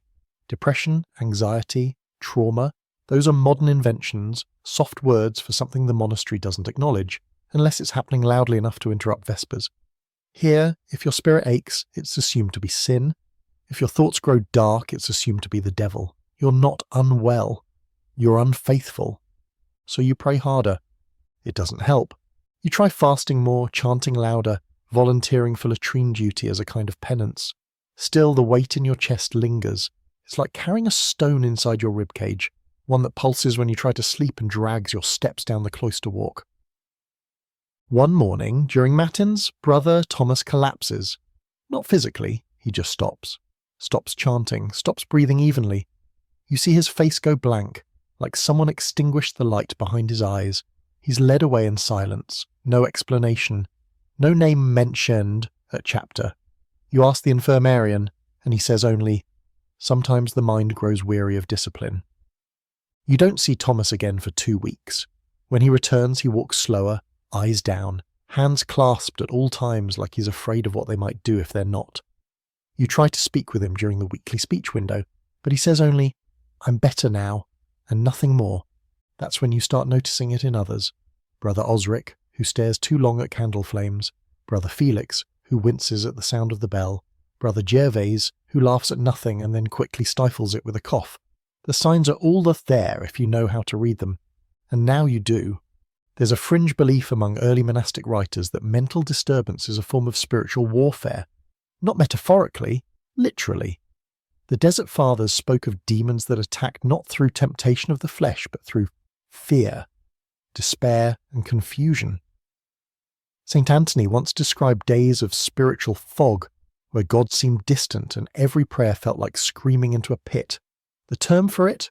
Acedia, spiritual sloth, a kind of holy numbness, not laziness exactly, more like divine burnout. You've read about it in dusty texts that aren't often discussed aloud. One described acedia as the noonday demon, a shadow that creeps in when the sun is highest and you feel furthest from grace. Another called it a paralysis of the soul. You think of it every time you find yourself weeping in the garden, with no idea why. Of course, the modern mind would call it depression, but that diagnosis doesn't exist here. You're not offered rest. You're told to fast. You're not offered conversation.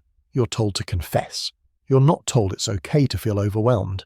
You're told that joy is a discipline and sadness is a temptation. So you stop asking for help and you just try to survive. You start keeping odd hours, walking the cloister late at night, not because you're rebelling, but because the quiet feels less suffocating in the dark. One night you find Brother Edric doing the same. He doesn't speak, just nods as he passes you in the corridor. You wonder if he's counting his steps like you are. 10 between the dormitory and the scriptorium, 12 between the chapel and the door to the garden. Tiny rituals to create order when the prayers feel hollow. Eventually you begin having visions, not the holy kind, not saints with glowing eyes or angels in candlelight. Yours are smaller, stranger. Once you see a beetle crawling across the psalter and feel convinced it's delivering a message. Another time you hear your name whispered during terce, but no one around you has moved their lips. You try to ignore it. You tell yourself it's the cold, the hunger, the lack of sleep. But then you see Aldrich. He's not really there, of course, just a shadow behind the chapel door. A trick of light. But you see him, or think you do. And that's enough to send you kneeling hard, forehead pressed to stone, whispering a confession you can't quite name. Historically, medieval monasticism had a strained relationship with mental health. Some monks who suffered from prolonged melancholy were revered, thought to be spiritually gifted, touched by divine sadness. Others were shunned, quietly removed from duties, or worse, accused of possession. Treatment varied, sometimes prayer, sometimes herbs, sometimes silence. Most often isolation. The abbot calls you in after you miss morning chapter. You sit across from him in a room that smells of wax and dried lavender. He says nothing for a long time. Then, "You seem distant." You nod. He watches you carefully. "Sometimes distance leads us into deeper prayer," he says. "Sometimes it leads us away from the fold." You want to speak, to explain. But what would you say? That you no longer feel the presence of God when you chant? That the psalms taste like dust? That you look at the cross and feel nothing? Instead, you say, "I will pray harder." He nods. Good. That night you find a note tucked under your mat. No name, no handwriting you recognize, just a sentence. There are others. That's all. You burn it, of course. You're not reckless, but the message lingers. You start to notice the ones who linger after prayer, the ones who walk at night, the ones who chant a little slower, as if searching for something they've lost. You're not alone. You never were. The monastery expects your body, your voice, your obedience, but your mind? That's harder to control. It slips, it wanders, and sometimes it breaks, but it also endures. And that maybe is the quiet miracle. You return to your prayers, not because they're comforting, but because they're familiar. You kneel in the chapel with a hollow heart, whispering verses you no longer believe, and somehow that feels more honest than pretending they still shine. You haven't been healed, but you're still here. And maybe in this place that's enough. They say animals don't have souls, that they exist below the divine threshold, functioning without sin, without salvation, without the burden of eternity. But here in the monastery, where everything is layered in quiet judgment and ritual, the animals are the only ones who seem to behave like they know what's really going on. There's the black cat in the cloister garden. No one knows where it came from. It appeared during Lent, thin as a ribbon, with one torn ear and eyes like polished amber. At first, everyone ignored it, just another stray. But then it started appearing at odd moments, sitting on the chapel steps during matins, curled under the lectern at prime, pacing the outer wall during stormy nights like a guard on silent watch. You never saw it eat, never saw it leave. It was simply there. Some of the older monks whisper that it's an omen, a spirit, maybe the devil himself. The abbot ignores it entirely, which only makes everyone more suspicious. You, though, you like it. You start leaving scraps of bread near the fountain. You never see it eat, but the scraps are always gone the next morning. And one evening after Compline, you swear you feel something soft brush against your ankle in the dark. Then there's the donkey. Yes, a real donkey. A shaggy, well-sired creature named Rufus, who's lived in the monastery stable longer than most of the novices. He's the kind of beast who never seems surprised by anything. Fire, flood, famine. Rufus keeps chewing straw with the same bored indifference, like he's seen worse and couldn't care less. But you've noticed something. He always looks directly at the abbot when he passes. Always. Unblinking, like he knows something. You're not saying the animals are conscious exactly, but they seem to occupy a kind of parallel monastery, one governed by instinct and silence, just like yours, but without all the guilt. There's a rat problem too, not a secret one. You hear them in the walls at night, scratching and squealing. Once, during sext, a rat ran across the chapel floor right under the altar. No one flinched, no one spoke. The chant didn't even wobble. That's how conditioned you are. You could catch fire mid-prayer and still finish the psalm. You ask Brother Jervis if they ever try to trap the rats. He shakes his head and mutters, "They were here before we were. They'll be here after." You think he's joking until you see him lay out a crumb near the dormitory door like an offering. There's a curious tale passed around the refectory, one of those whispered stories that's half memory, half superstition. Years ago, during a particularly brutal winter, a fox made its den beneath the monastery wall. Every night it would sneak in and steal food from the kitchen. The cook left traps, the cellarer prayed. Nothing worked. Then one morning the fox appeared in the chapel, just walked in, tail high, eyes bright, and sat at the back pew, didn't move, didn't blink. After that, the abbot declared it a messenger from creation and insisted no one disturb it. It stayed for a week, then vanished. Some say it still returns during snowstorms. Others say the abbot hallucinated the whole thing during a fast. You believe it, mostly because you want to.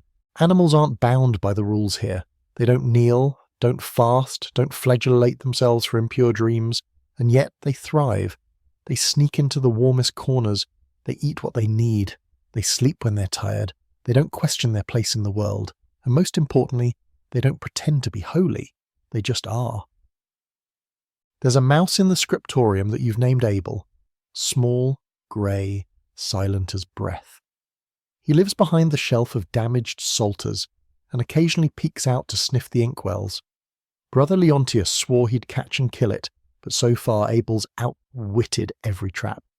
You've started leaving crumbs near your station, just a few, enough to say, "I see you."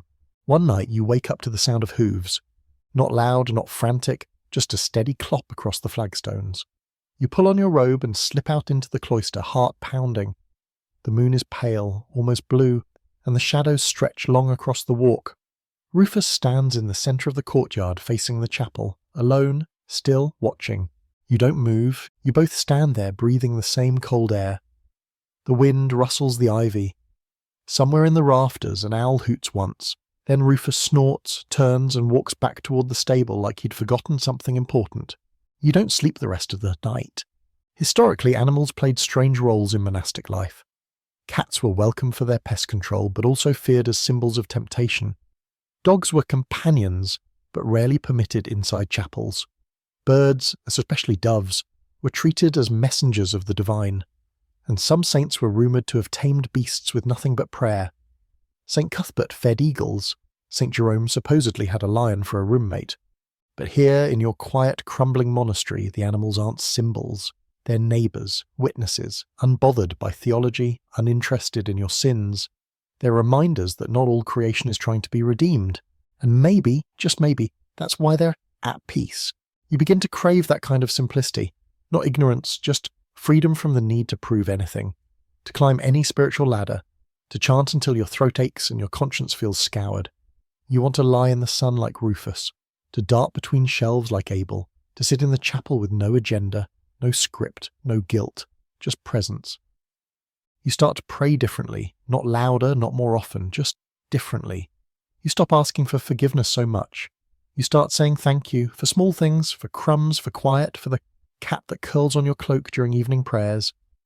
No one else sees her, or maybe they just pretend not to. You don't care. You feel her warmth against your side, and for the first time in weeks your chest doesn't ache. One day the cat is gone. Not sick, not caught, just gone. You find a single whisker left behind on the chapel bench. You pick it up and hold it between two fingers, soft and pale and almost nothing. But not nothing, not at all. You didn't choose the monastery. Not really. Not in the clean, noble way the rule of St. Benedict imagines. You weren't wandering the wilderness, clutching your soul like a fractured gem, begging for a place to die to the world and live to God. No. You were sent. Maybe not dragged, but close enough. One too many brothers, not enough land. You were the second son, the quiet one, the one who didn't cause trouble but also didn't inherit anything. A name without a title, a body without a dowry. So they gave you to the church the way someone might return a slightly bruised apple. Still good, but not their first choice. You remember the day clearly. Your father didn't say much. Just pressed a coin into the abbot's hand and looked past you, like he was already forgetting the shape of your face. Your mother cried, but only a little, and your eldest brother gave you a look you still don't understand, half envy, half relief. You were 15. The monks gave you a robe, a copy of Psalm 23, and a place in the dormitory between two men who didn't speak for your first month. You learnt the rhythm quickly. Obedience comes naturally when the alternative is confusion. You followed, you copied, you bowed, and somewhere along the way you stopped thinking of leaving. But not everyone adapts. Some came here by force, some by shame, some because there was simply nowhere else for them to go. The monastery is a spiritual refuge, yes, but also a convenient dumping ground for the inconvenient. Bastards, orphans, widowed sons, disgraced clerks. One monk arrived after his family caught him sneaking into the cellar with a lute and a bottle of mead. Another was the illegitimate son of a nobleman stashed here to avoid scandal. He never said a word for his first year, just carved lines into the underside of his bench until it cracked. No one talks about this, not openly. The abbot speaks of calling as if God drafts monks like soldiers, but you've seen the truth in the hollow eyes of the novices. You've seen the ones who scream in their sleep, the ones who try to climb the outer wall, even when they know what's waiting on the other side. Nothing, just cold air and empty fields.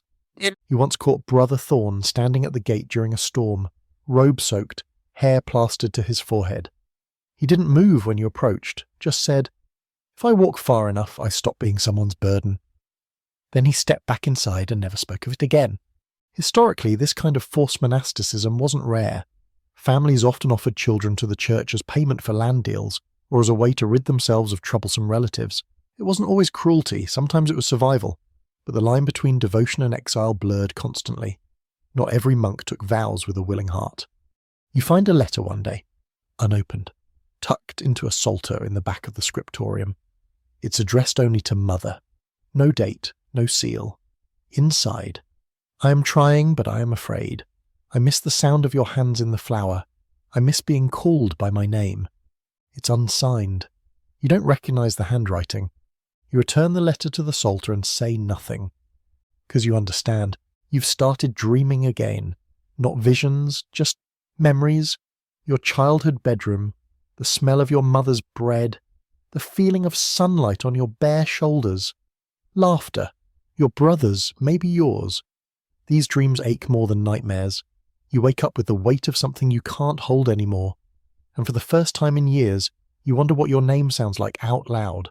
You try to picture leaving, really leaving, climbing the wall, walking the miles, finding a village, speaking to a stranger without a robe or a rule or a reason. You picture it so clearly that it scares you. Not because of punishment, but because it feels possible. There's a monk here, Brother Amos, who's been here longer than anyone. He has no teeth left, and his chant is more breath than melody. He once told you, there were days I dreamed of running, but the longer you stay, the less you remember where you'd even go. You thought he was speaking in metaphor. Now you're not too sure. There's a term used quietly in some circles, spiritual imprisonment. It refers to the feeling of being bound by vows you didn't freely make, trapped in rituals that no longer speak to you, surrounded by men who confuse submission with holiness. Some reformers argue that a vow made under duress isn't a vow at all.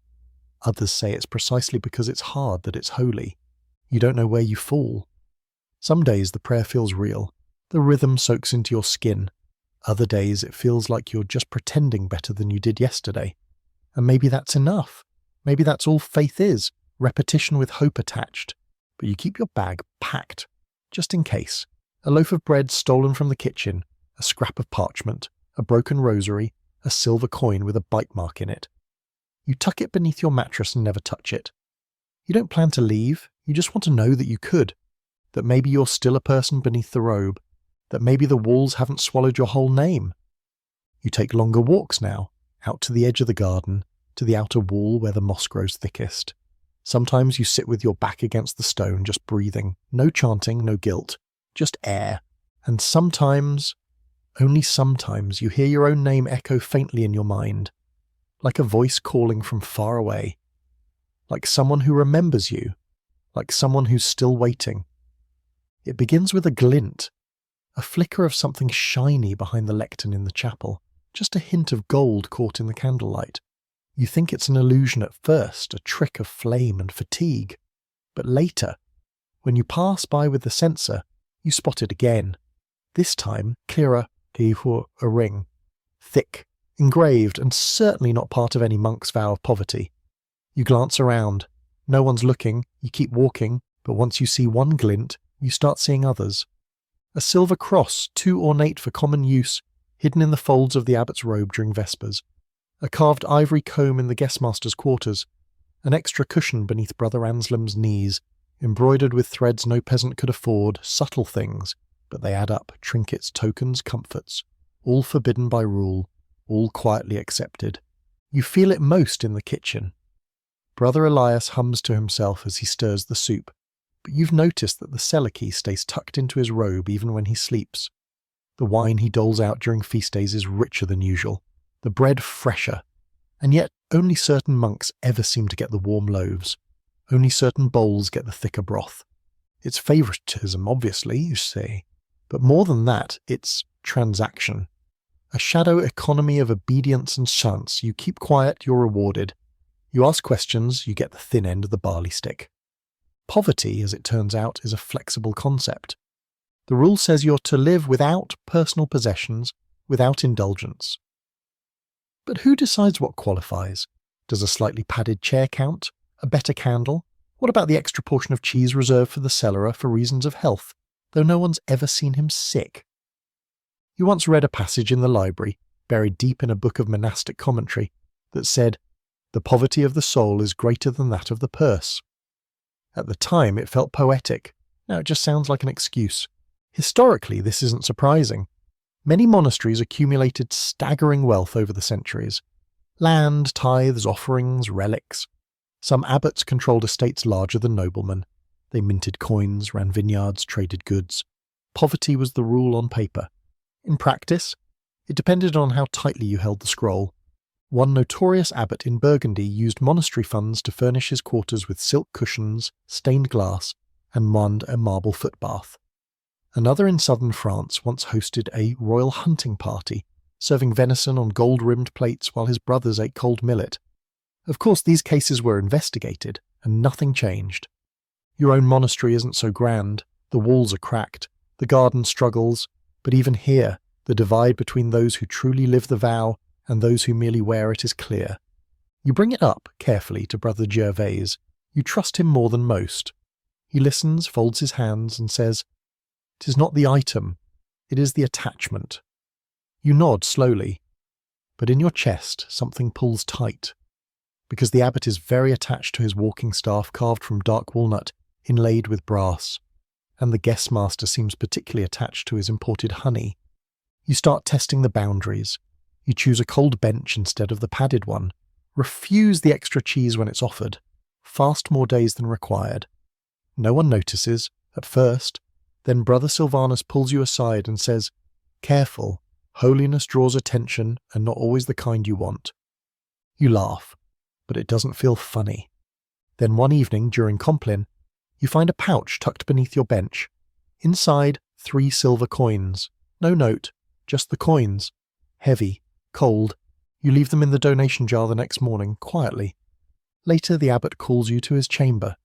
He doesn't accuse you, doesn't even mention the coins, just says, "We must be wise as serpents, gentle as doves." You nod, unsure if it's a warning, a compliment, or both. From then on, the guest master watches you more closely. The cellarer is less generous. Your candle stub shrinks noticeably, and Brother Elias no longer hums when you walk in. The message is clear. There's a phrase among reformers, luxury cloaked in linen. It refers to the hidden wealth within supposedly austere monasteries. Silks worn beneath wool robes, sweetmeats passed under bread trays, manuscripts copied not for preservation but for profit. And here in your own cloister you begin to see it everywhere. You find a stash of wax under the chapel stairs, shaped into delicate roses, decorative, not functional. You find a hidden niche behind the altar where someone has stored dried figs wrapped in cloth. You even see Brother Felix polishing his sandals with oil you're sure came from the infirmary. None of this is evil, exactly, but it isn't holy either. You feel like a child who's discovered that the grown-ups cheat at games. And then, perhaps worst of all, you find it in yourself. One morning your robe tears. Just at the hem, nothing serious, but instead of mending it with the communal thread, you use the finer spool tucked in the back cupboard. You justify it. Better quality, longer lasting. But as your needle pulls smooth through the cloth, you feel the sting of hypocrisy settle into your skin. You still pray, still chant, still work, but a shadow has entered the back of your mind, a knowing, a quiet judgment not of others, but of the whole system, and of yourself. Not all monks are corrupt. Some live the vow completely, no food hoarded, no comfort clung to, but they are few. Fewer still who want to live that way. Most, like you, want something in between. Peace with just a little warmth. Obedience with a touch of convenience. Poverty, but not deprivation. You start to wonder if the greatest luxury here isn't comfort. It's pretending. Pretending you've renounced the world when really you've just rearranged it. Pretending obedience is the same as virtue. Pretending the rule is iron, when it's really just well-polished wood. That night you sit in the Scriptorum with the candle burning low. Your quill scratches the word humilitas, humility, over and over in the margin, not as a prayer, as a question. The library's forbidden shelf is not locked. That's the first surprise. No iron bars, no chain, no wax seal. Just a small wooden cabinet near the bottom row, tucked behind a tattered volume of Augustine, and a stack of hymnals that haven't been touched since the last plague. It's not even marked. That's the second surprise. You were expecting a warning, maybe a skull, maybe a note that said, "Only open if your soul is spotless." Instead, it's just there, plain waiting. You find it by accident, truly. You're reorganizing the Psalter section for Brother Leontius, who claims he can smell dust, which might be true considering how rarely he sneezes, but how often he complains. You pull a book out and hear a clunk, a slight shift in the shelves.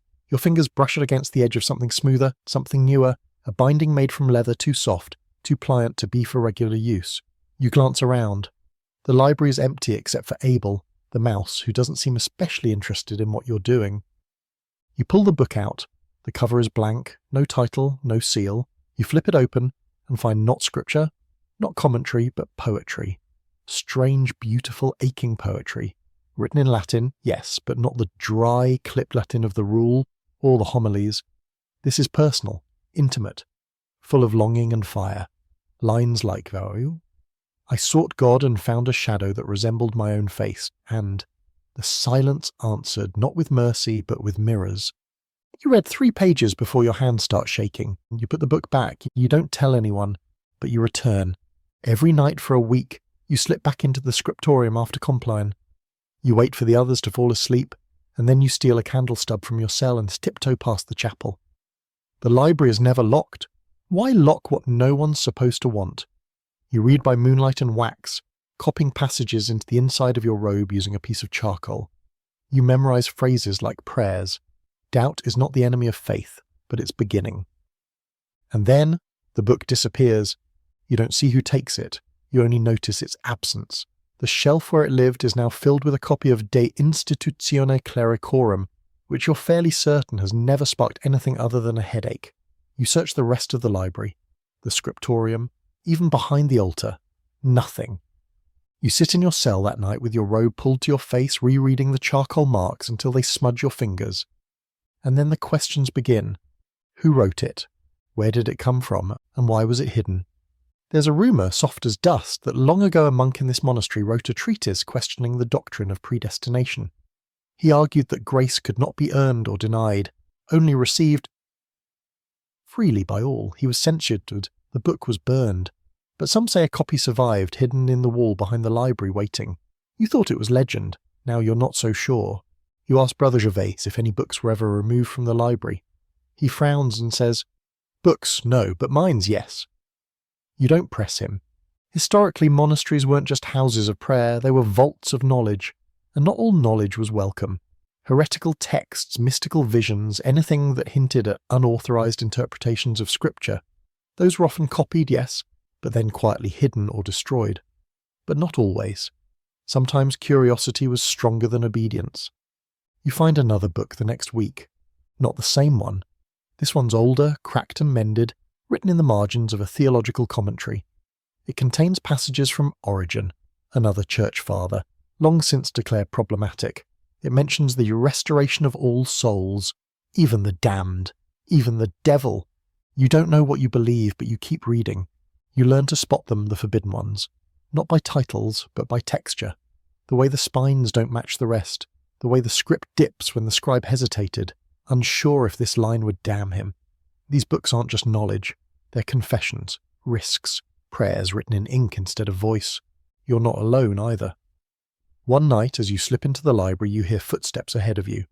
Not the heavy tread of the abbot, lighter, hesitant. You pause at the arch and watch as Brother Felix disappears behind the psalter shelf. He doesn't see you, you leave him be. The next day he looks at you differently.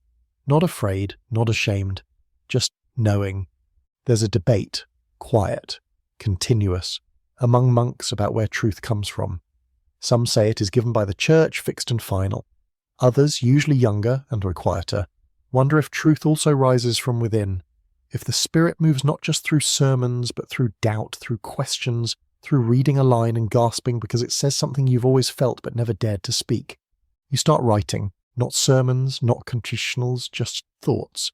You scratch them on scraps of vellum and hide them beneath the floorboard under your cot. Nothing scandalous. Just lines like, perhaps silence isn't absence, but invitation. Or, I no longer know what faith means, but I still wake up hungry for it. One morning your scrap is gone. Nothing else is disturbed, just that one piece. You feel your blood chill. That evening the abbot walks past you on the cloister and pauses, says, "Words have weight, brother, so does silence." Then he moves on. You don't sleep that night, but you keep writing. Because some knowledge doesn't fade. Some words burn themselves into the wall behind your ribs. You can't forget them. You can't pretend you never read them. Even when the book is gone, the fire remains. The library watches you now, and somewhere you think it remembers. Every year, on the first Sunday of Advent, the bells toll longer than usual. Not louder, just slower, more deliberate, like they're trying to stretch time itself. The sound rolls across the stone courtyard, through the leafless orchard, past the wind-battered garden, and into the hills beyond. It's a reminder. The liturgical wheel turns again. A new church year begins. You're supposed to feel hopeful, cleansed. But instead, all you feel is tired. Deep in your bones, tired. You've now seen the full cycle of the monastery. Every fast, every feast, every vigil that drags its sandals through midnight. You know the feel of the seasons through your robe alone. The scratch of wool in summer. The bitter seam of wind through the winter cowl. And still it surprises you. How much stays the same even as everything changes? You wake to the same bells. Walk the same steps, sing the same lines. At Lord's, the cantor falters, his voice cracking halfway through Psalm 95. No one acknowledges it. That's the rule. Flaws vanish into rhythm. You're not supposed to notice the body breaking. You're supposed to see the soul shining through. But lately you see more cracking than shining. Brother Silvanus limps now, a permanent thing, not from an injury you remember. Brother Osric forgets the names of the psalms. Sometimes he skips words, replacing them with murmurs. And the novices, young, thin, wide-eyed, arrive and vanish like passing clouds. Most don't last a year. You're older than you were when you arrived. Not old exactly, but older than you thought you'd be here. You used to count the days, now you count the losses. Brother Thomas has gone blind. He still chants by memory, but the pages in front of him are blank as his eyes. Brother Gervais has stopped smiling. The abbot, once as firm as granite, now clears his throat too often and leans on his staff a little longer than needed. Time is slower here, but it still wins. There's a quiet ritual you've picked up. After morning prayer, you sit in the cloister garden even when it's cold. Especially when it's cold. You let the frost settle on your sleeves. Watch the steam rise from your breath. You count the leaves that refuse to fall. Some cling too long, shivering like cowards. Some drop early without warning. You wonder which kind you are. A few weeks after Advent begins, a monk dies. Not unexpectedly. Brother Adelmo had been coughing for months, and by the end, he barely ate. He'd sit in the chapel wrapped in a blanket, lips moving silently. When he stopped showing up to meals, no one mentioned it aloud. Just smaller portions served, one fewer spoon laid out. And then, one morning, the bell tolls. Not the usual call to prayer, but that other sound. The slower, deeper one that vibrates in your ribs. You don't weep. You're not allowed to, not formally. Mourning in the monastery is a subdued thing. The psalms continue, the work continues. The body is prepared in silence. A simple pine coffin. No marker beyond his name read aloud once during chapter. Then, gone. The rule says monks should keep death daily before their eyes. You used to find that macabre. Now you find it honest. Death isn't dramatic here, it's just present. Always behind the next psalm, always beside your spoon. You feel it in your joints when the wind shifts. You hear it in the cough behind the vestry curtain. Historically, monks were often responsible for burying their own. No undertakers, no elaborate ceremonies. Just brothers, wrapped in linen, lowered into the earth by hands that had scrubbed the same floors and whispered the same prayers. The simplicity was meant to strip away vanity. Death wasn't an end. It was a passage, like moving from one cell to another. But you wonder now if that mindset is protection or delusion. One night you walk past the graveyard behind the chapel. You shouldn't. Complaint ended hours ago. But you couldn't sleep. The stars are sharp and the ground crunches under your sandals. The graves are simple. Wooden markers, names fading. You kneel beside one, Brother Aldrich's, though of course no such name is etched there. You whisper, I remember, even if the monastery doesn't. Something stirs in the trees. Maybe wind, maybe not. There's a debate, quiet, like all debates in a monastery, about whether monks should fear death. Some say no, that a life spent in obedience is preparation, that death is merely reunion. But others, the ones who speak less and see more, admit to trembling. Not of punishment, but of emptiness. Of dying before anything real happens inside. You think of Brother Adelmo in his final days, sitting so still, as if waiting for something that never arrived. You don't want to end like that.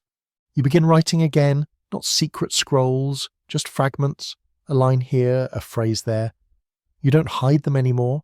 You leave them in plain sight, in the margins of manuscripts, on scraps in the garden shed, scratched into the back of your wooden spoon. No names, no confessions, just presence. One day you find a reply. On the inside of the choir stall, carved faintly, "We're still here." You don't know who wrote it. Maybe Brother Felix, maybe someone long gone, maybe it was always there and you never looked close enough. But you run your finger across the groove like it's a blessing. Life here is not dramatic, it's not glorious, it's not even always faithful. But it is. It breathes. It lingers. It continues. You wake the next morning and light your candle slower. You chant softer. You eat every bite of your millet, no matter how bitter. You visit the Scriptorum and leave another fragment pressed between the pages of an unused psalter. Some days faith is simply showing up. And you do. Again, You notice the smoke first, faint like burnt herbs. It creeps into the scriptorium as you're illuminating the edge of a capital G, curling under the door like a secret.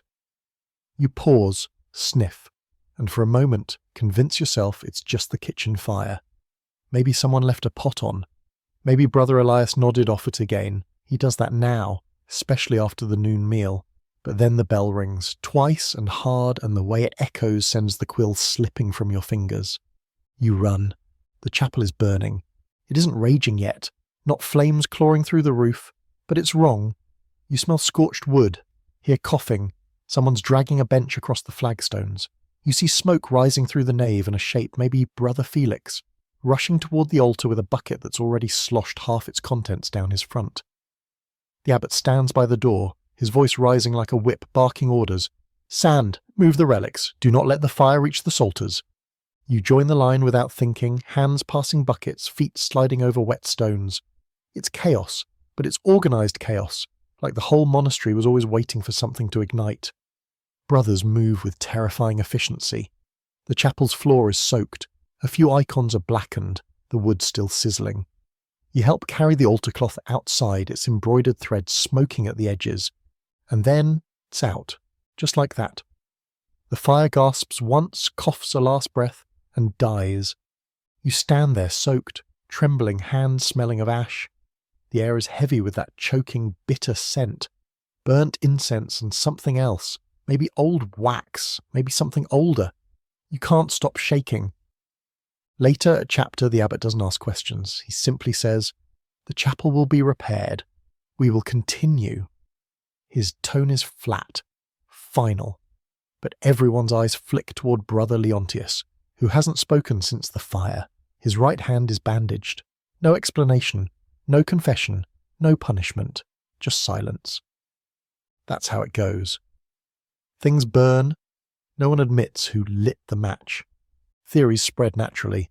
Some say the candle rack was overloaded. Others whisper about a rat nest in the rafters. One novice insists he saw someone moving in the shadows before matins, but no one follows up. You remember the forbidden books, the poetry, the fear in the abbot's voice. You wonder if it was an accident, or a warning. Historically, fires in monasteries were both common and devastating. Wooden beams, beeswax candles, and libraries of dry parchment were not friends.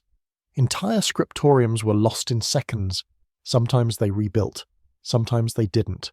In rare cases, the fire was seen as divine retribution, a holy cleansing. But here, there's no miracle, just smoke in your lungs and black smudges on the floor where the lectern once stood. You're assigned to clean. 3 days scrubbing the charred stone with vinegar-soaked cloths. The chapel smells like smoke and sour wine. You work in silence, sometimes with Brother Gervais, who hums softly under his breath, even as he scours the altar step like he's trying to erase more than soot. Once he stops, hands dripping with black water, and says, "Some things are too flammable for a place like this." Then he goes back to scrubbing. The relic case survived, miraculously, or conveniently. The silver edging is blackened, but the bone fragment inside is untouched. The abbot holds it up during Sunday Mass with trembling fingers. "God spares what we cannot replace," he says, but you're not sure what that even means anymore. They say a monastery is a house of prayer, but it's also a house of secrets. And fire, you realize, doesn't just destroy, it reveals. The damaged walls show old paint beneath the whitewash, flowers, vines, saints' faces with eyes scratched out, forgotten murals from a different era covered up when the rules changed. Now they're exposed, fragile and strange. You spend hours staring at one, a figure with a halo holding a scroll, but the name has been scorched away. Was it Christ? A prophet? Or someone they tried to forget? You've started dreaming again. The dreams are different now, brighter, louder. Flames licking the edge of your cell, psalters melting into the floor, the chapel door swinging open to reveal a sky not filled with stars but letters falling like rain. You wake gasping, heart racing, throat dry as ash. You stop telling anyone. There's a superstition among a few of the older monks that fire is the voice of the divine when no one's listening. That when God tires of silence, he speaks in smoke. You're not sure if you believe it, but you can't deny the timing. You've been thinking too much, writing too much, asking, wanting. Now the chapel smells like a funeral. After the fire, things change, slightly. The abbot is more severe, meals grow quieter. The forbidden books disappear again, more completely this time. You search for that poetry volume, the one that said the silence answered with mirrors. It's gone. So is the origin commentary. So is the reply carved into the choir stall. It's like someone is trying to reset the monastery to zero. But you can't unknow what you've read, or what you've seen. You keep a scrap of charred altar linen in your cell now. You don't pray to it, but you touch it sometimes when the bells ring. Just a singed edge of cloth, a reminder that something real happened, that something burned and no one had the courage to name it. You visit the garden more often, not to dig, just to be. Brother Felix joins you sometimes. He doesn't say much. One day he pulls a small singed page from his robe and places it in your hand. One line remains. Let the truth be light, even if it burns. You look up, but he's already walking away. Later, you bury the page in the soil beneath the rosemary bush. Because some fires aren't meant to be put out. Some are meant to be buried and remembered. It happens with a knock, not the kind you expect in a monastery. No one knocks here. People shuffle, they bow, they creak doors open with long silences and glances like apologies. But this is a proper knock, firm and sharp, echoing down the cloister like it doesn't care about rules. You're in the Scriptorum when you hear it, halfway through illuminating a curled tale on the dragon of Matthew's Gospel. You freeze. So does Brother Leontius. Then, in perfect unison, you both stand. Visitors are rare. Strangers, even rarer. Most who approach the monastery are pilgrims or peasants seeking a blessing, sometimes a bit of bread. But this knock is different, intentional. It arrives not with need, but with presence. When you round the corner and reach the gatehouse, Brother Elias is already there, keys in hand, frown deeply set. Standing just beyond the iron bars is a man in a dark cloak, face weathered, boots muddy, but posture straight as a lance. You can't see his eyes under the hood, but the voice is clear. "I seek the abbot," he says. The gate creaks open. The man doesn't bow. He steps inside like he belongs, like the stone walk beneath his feet is familiar, maybe even owed to him. You expect him to be turned away, questioned, led to the guest house with gentle warnings and bread too stale to chew. Instead, the abbot meets him in the cloister and walks with him, alone, into the chapter house. The door closes behind them. And you all wait. Word spreads without words. By Vespers, every monk knows this man is not just a traveller. He's someone with authority, someone who can enter the abbot's chamber without knocking. No one says it, but everyone senses the tremble beneath the marble of routine. Something is shifting. The next day you learn the truth. An inspection. Not the usual visit from the bishop's steward or the annual ledger man who can't even count. This is something heavier. A quiet inquisition. A review. The church is tightening. Reform is coming. Whispers from Rome say some monasteries have grown too rich, too isolated, too strange. Some have lost the rule. Some have buried it beneath comfort and old power. The visitor is here to watch. He eats with you, prays with you, walks the cloister like it's a map he's memorized. He asks simple questions. How many hours do you work? Do the novices learn their Latin? Do you ever see books that aren't in the catalogue? That last one makes your stomach twist. You lie. So does everyone else. Because even though nothing has been openly said, even though the fire was never officially declared suspicious, even though the abbot never mentioned the missing texts, everyone knows that truth here is a thing handled with gloves. The visitor stays a week. During that time, the abbot becomes a shadow. He speaks less, walks faster. You rarely see him in the chapel. Instead, he holds closed-door sessions with senior monks, emerging each time with a little less colour in his face. His voice, once iron, now paper. Brother Silvanus is summoned to one of these meetings. Afterward, he's assigned permanent kitchen duty and relieved of copying work. No explanation. Brother Gervais disappears for 2 days. You find him in the orchard, digging alone, murmuring a psalm that doesn't match the season. You start sleeping lighter.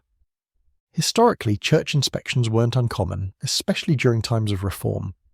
In the 12th and 13th centuries, bishops and papal envoys roamed from cloister to cloister, rooting out heresy, excess, or simply bad bookkeeping.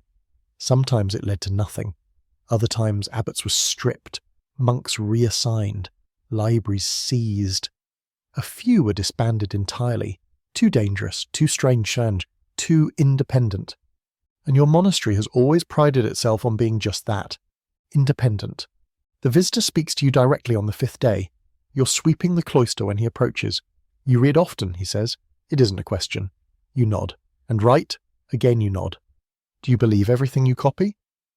You pause and answer carefully. I believe in the truth I find. He studies your face for a long moment. Then, so do I.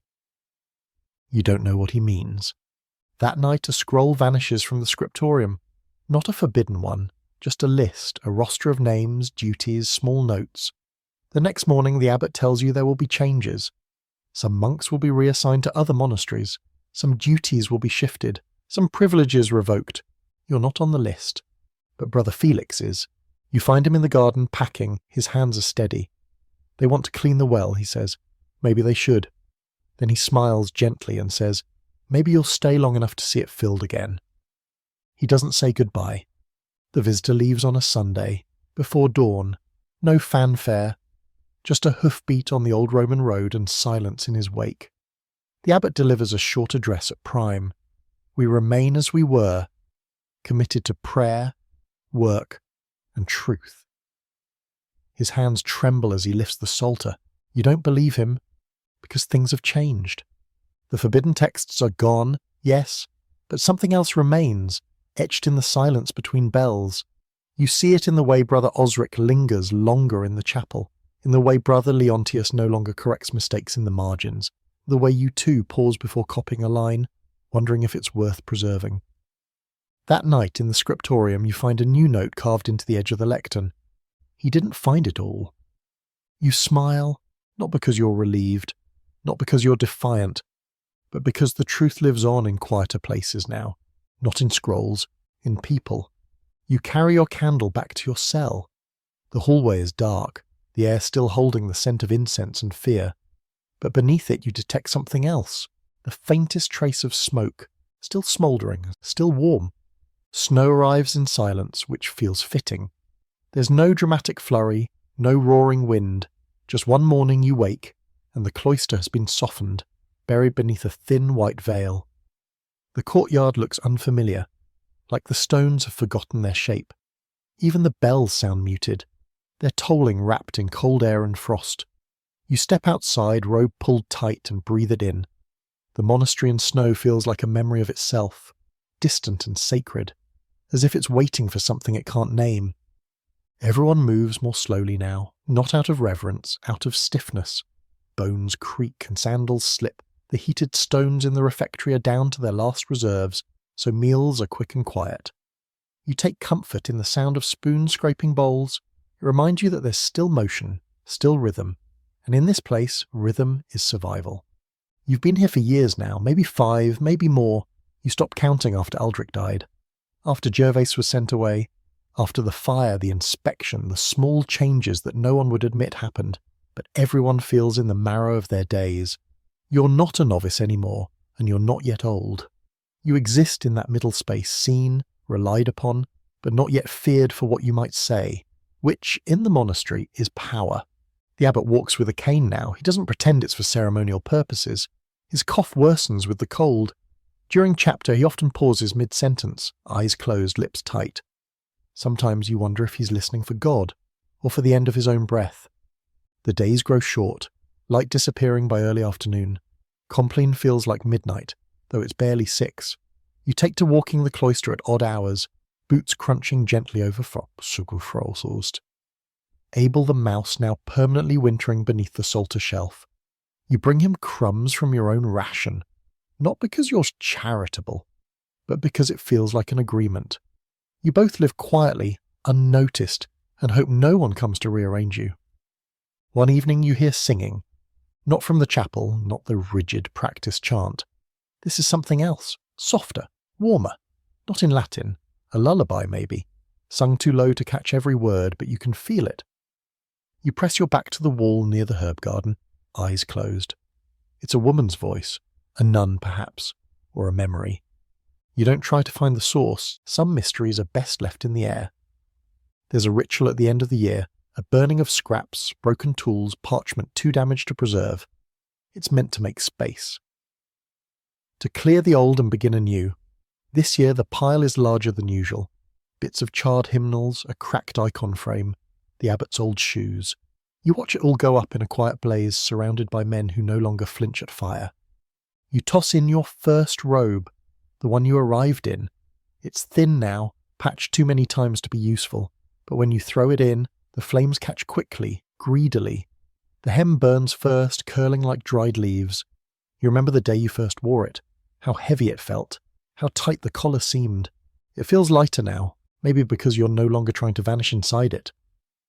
You spend New Year's Eve in the Scriptorum alone. The candle burns low. The snow taps gently against the window panes, a rhythm as steady as breath. You open one of the blank folios and begin to write. Not a psalm, not a transcription, just your story, small pieces of it. Not names, not confessions, just moments. A boy arrives. He does not know how to chant. He learns, he forgets. He learns again.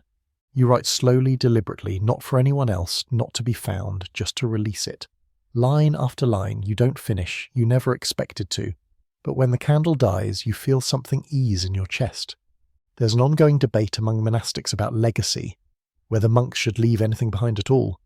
Some say no, that the whole point is to disappear into God, to dissolve the self entirely. Others argue that traces matter, that your obedience, your questions, your quiet endurance deserve a name, a note in the margin, even if it's only ever read by another silent soul 10 winters from now. You think they're both right, but still, you write, because the monastery doesn't remember you unless you carve your name into it. Not the way they remember abbots or saints, not the way they remember scandals. So you mark your place gently, carefully, like a pebble placed on a grave. Later, when the snow stops, you climb the tower. The view from the top is dizzying. The fields stretch white in every direction, the horizon lost in fog. The monastery looks like a child's toy from here, small, fragile, almost peaceful. You think of Aldrich, of Gervais, of Brother Felix's hidden line, he didn't find it all. You think of the fire, of the voices you never saw, of the prayers that didn't fix anything but still meant something. You close your eyes, breathe, and begin to chant, not loud and not for anyone, just sort of for the cold air and the white sky and yourself. So now you're here, back in your cell, candle flickering low, the stone beneath you cooled from a long winter's day. You've survived, which, in a monastery, is no small thing. You've woken before the sun more times than you can count, fasted through seasons that offered nothing but thin soup and thinner patience, copied lines you believed in, then questioned, then copied again anyway. You've prayed until your knees numbed and your voice rasped, not always out of faith, but sometimes out of pure, desperate habit. And still, somehow, you're here. You've seen things crumble, fire devour the chapel's heart, brothers vanish into illness or exile, truth caught and smothered beneath silence. But you've also seen a mouse survive under psalters, a donkey find peace in frost, and a monk carve 3 words into the choir stall that echoed louder than any sermon. You've learned that obedience is complicated, that holiness is not the same as perfection, and that sometimes, just sometimes, the greatest act of faith is showing up when your soul feels like stone. There's no glory in this life, no parade, no applause, just candlelight and frost and the quiet conviction that even if no one ever knows your name, you mattered. You were here, you kept the rhythm, you watched the fire, you sang the psalms, you stayed. Tomorrow the bell will toll again. You'll wake, stretch, pull on your robe and walk that cloister in silence. The same stones beneath your feet, the same chant waiting in the chapel, the same question flickering in your chest, small, unanswerable, and strangely holy. And maybe, if the wind is right and the frost not too thick, you'll hear it again. That song, the one no one admits they're still listening for. Sleep well, monk, you've earned it.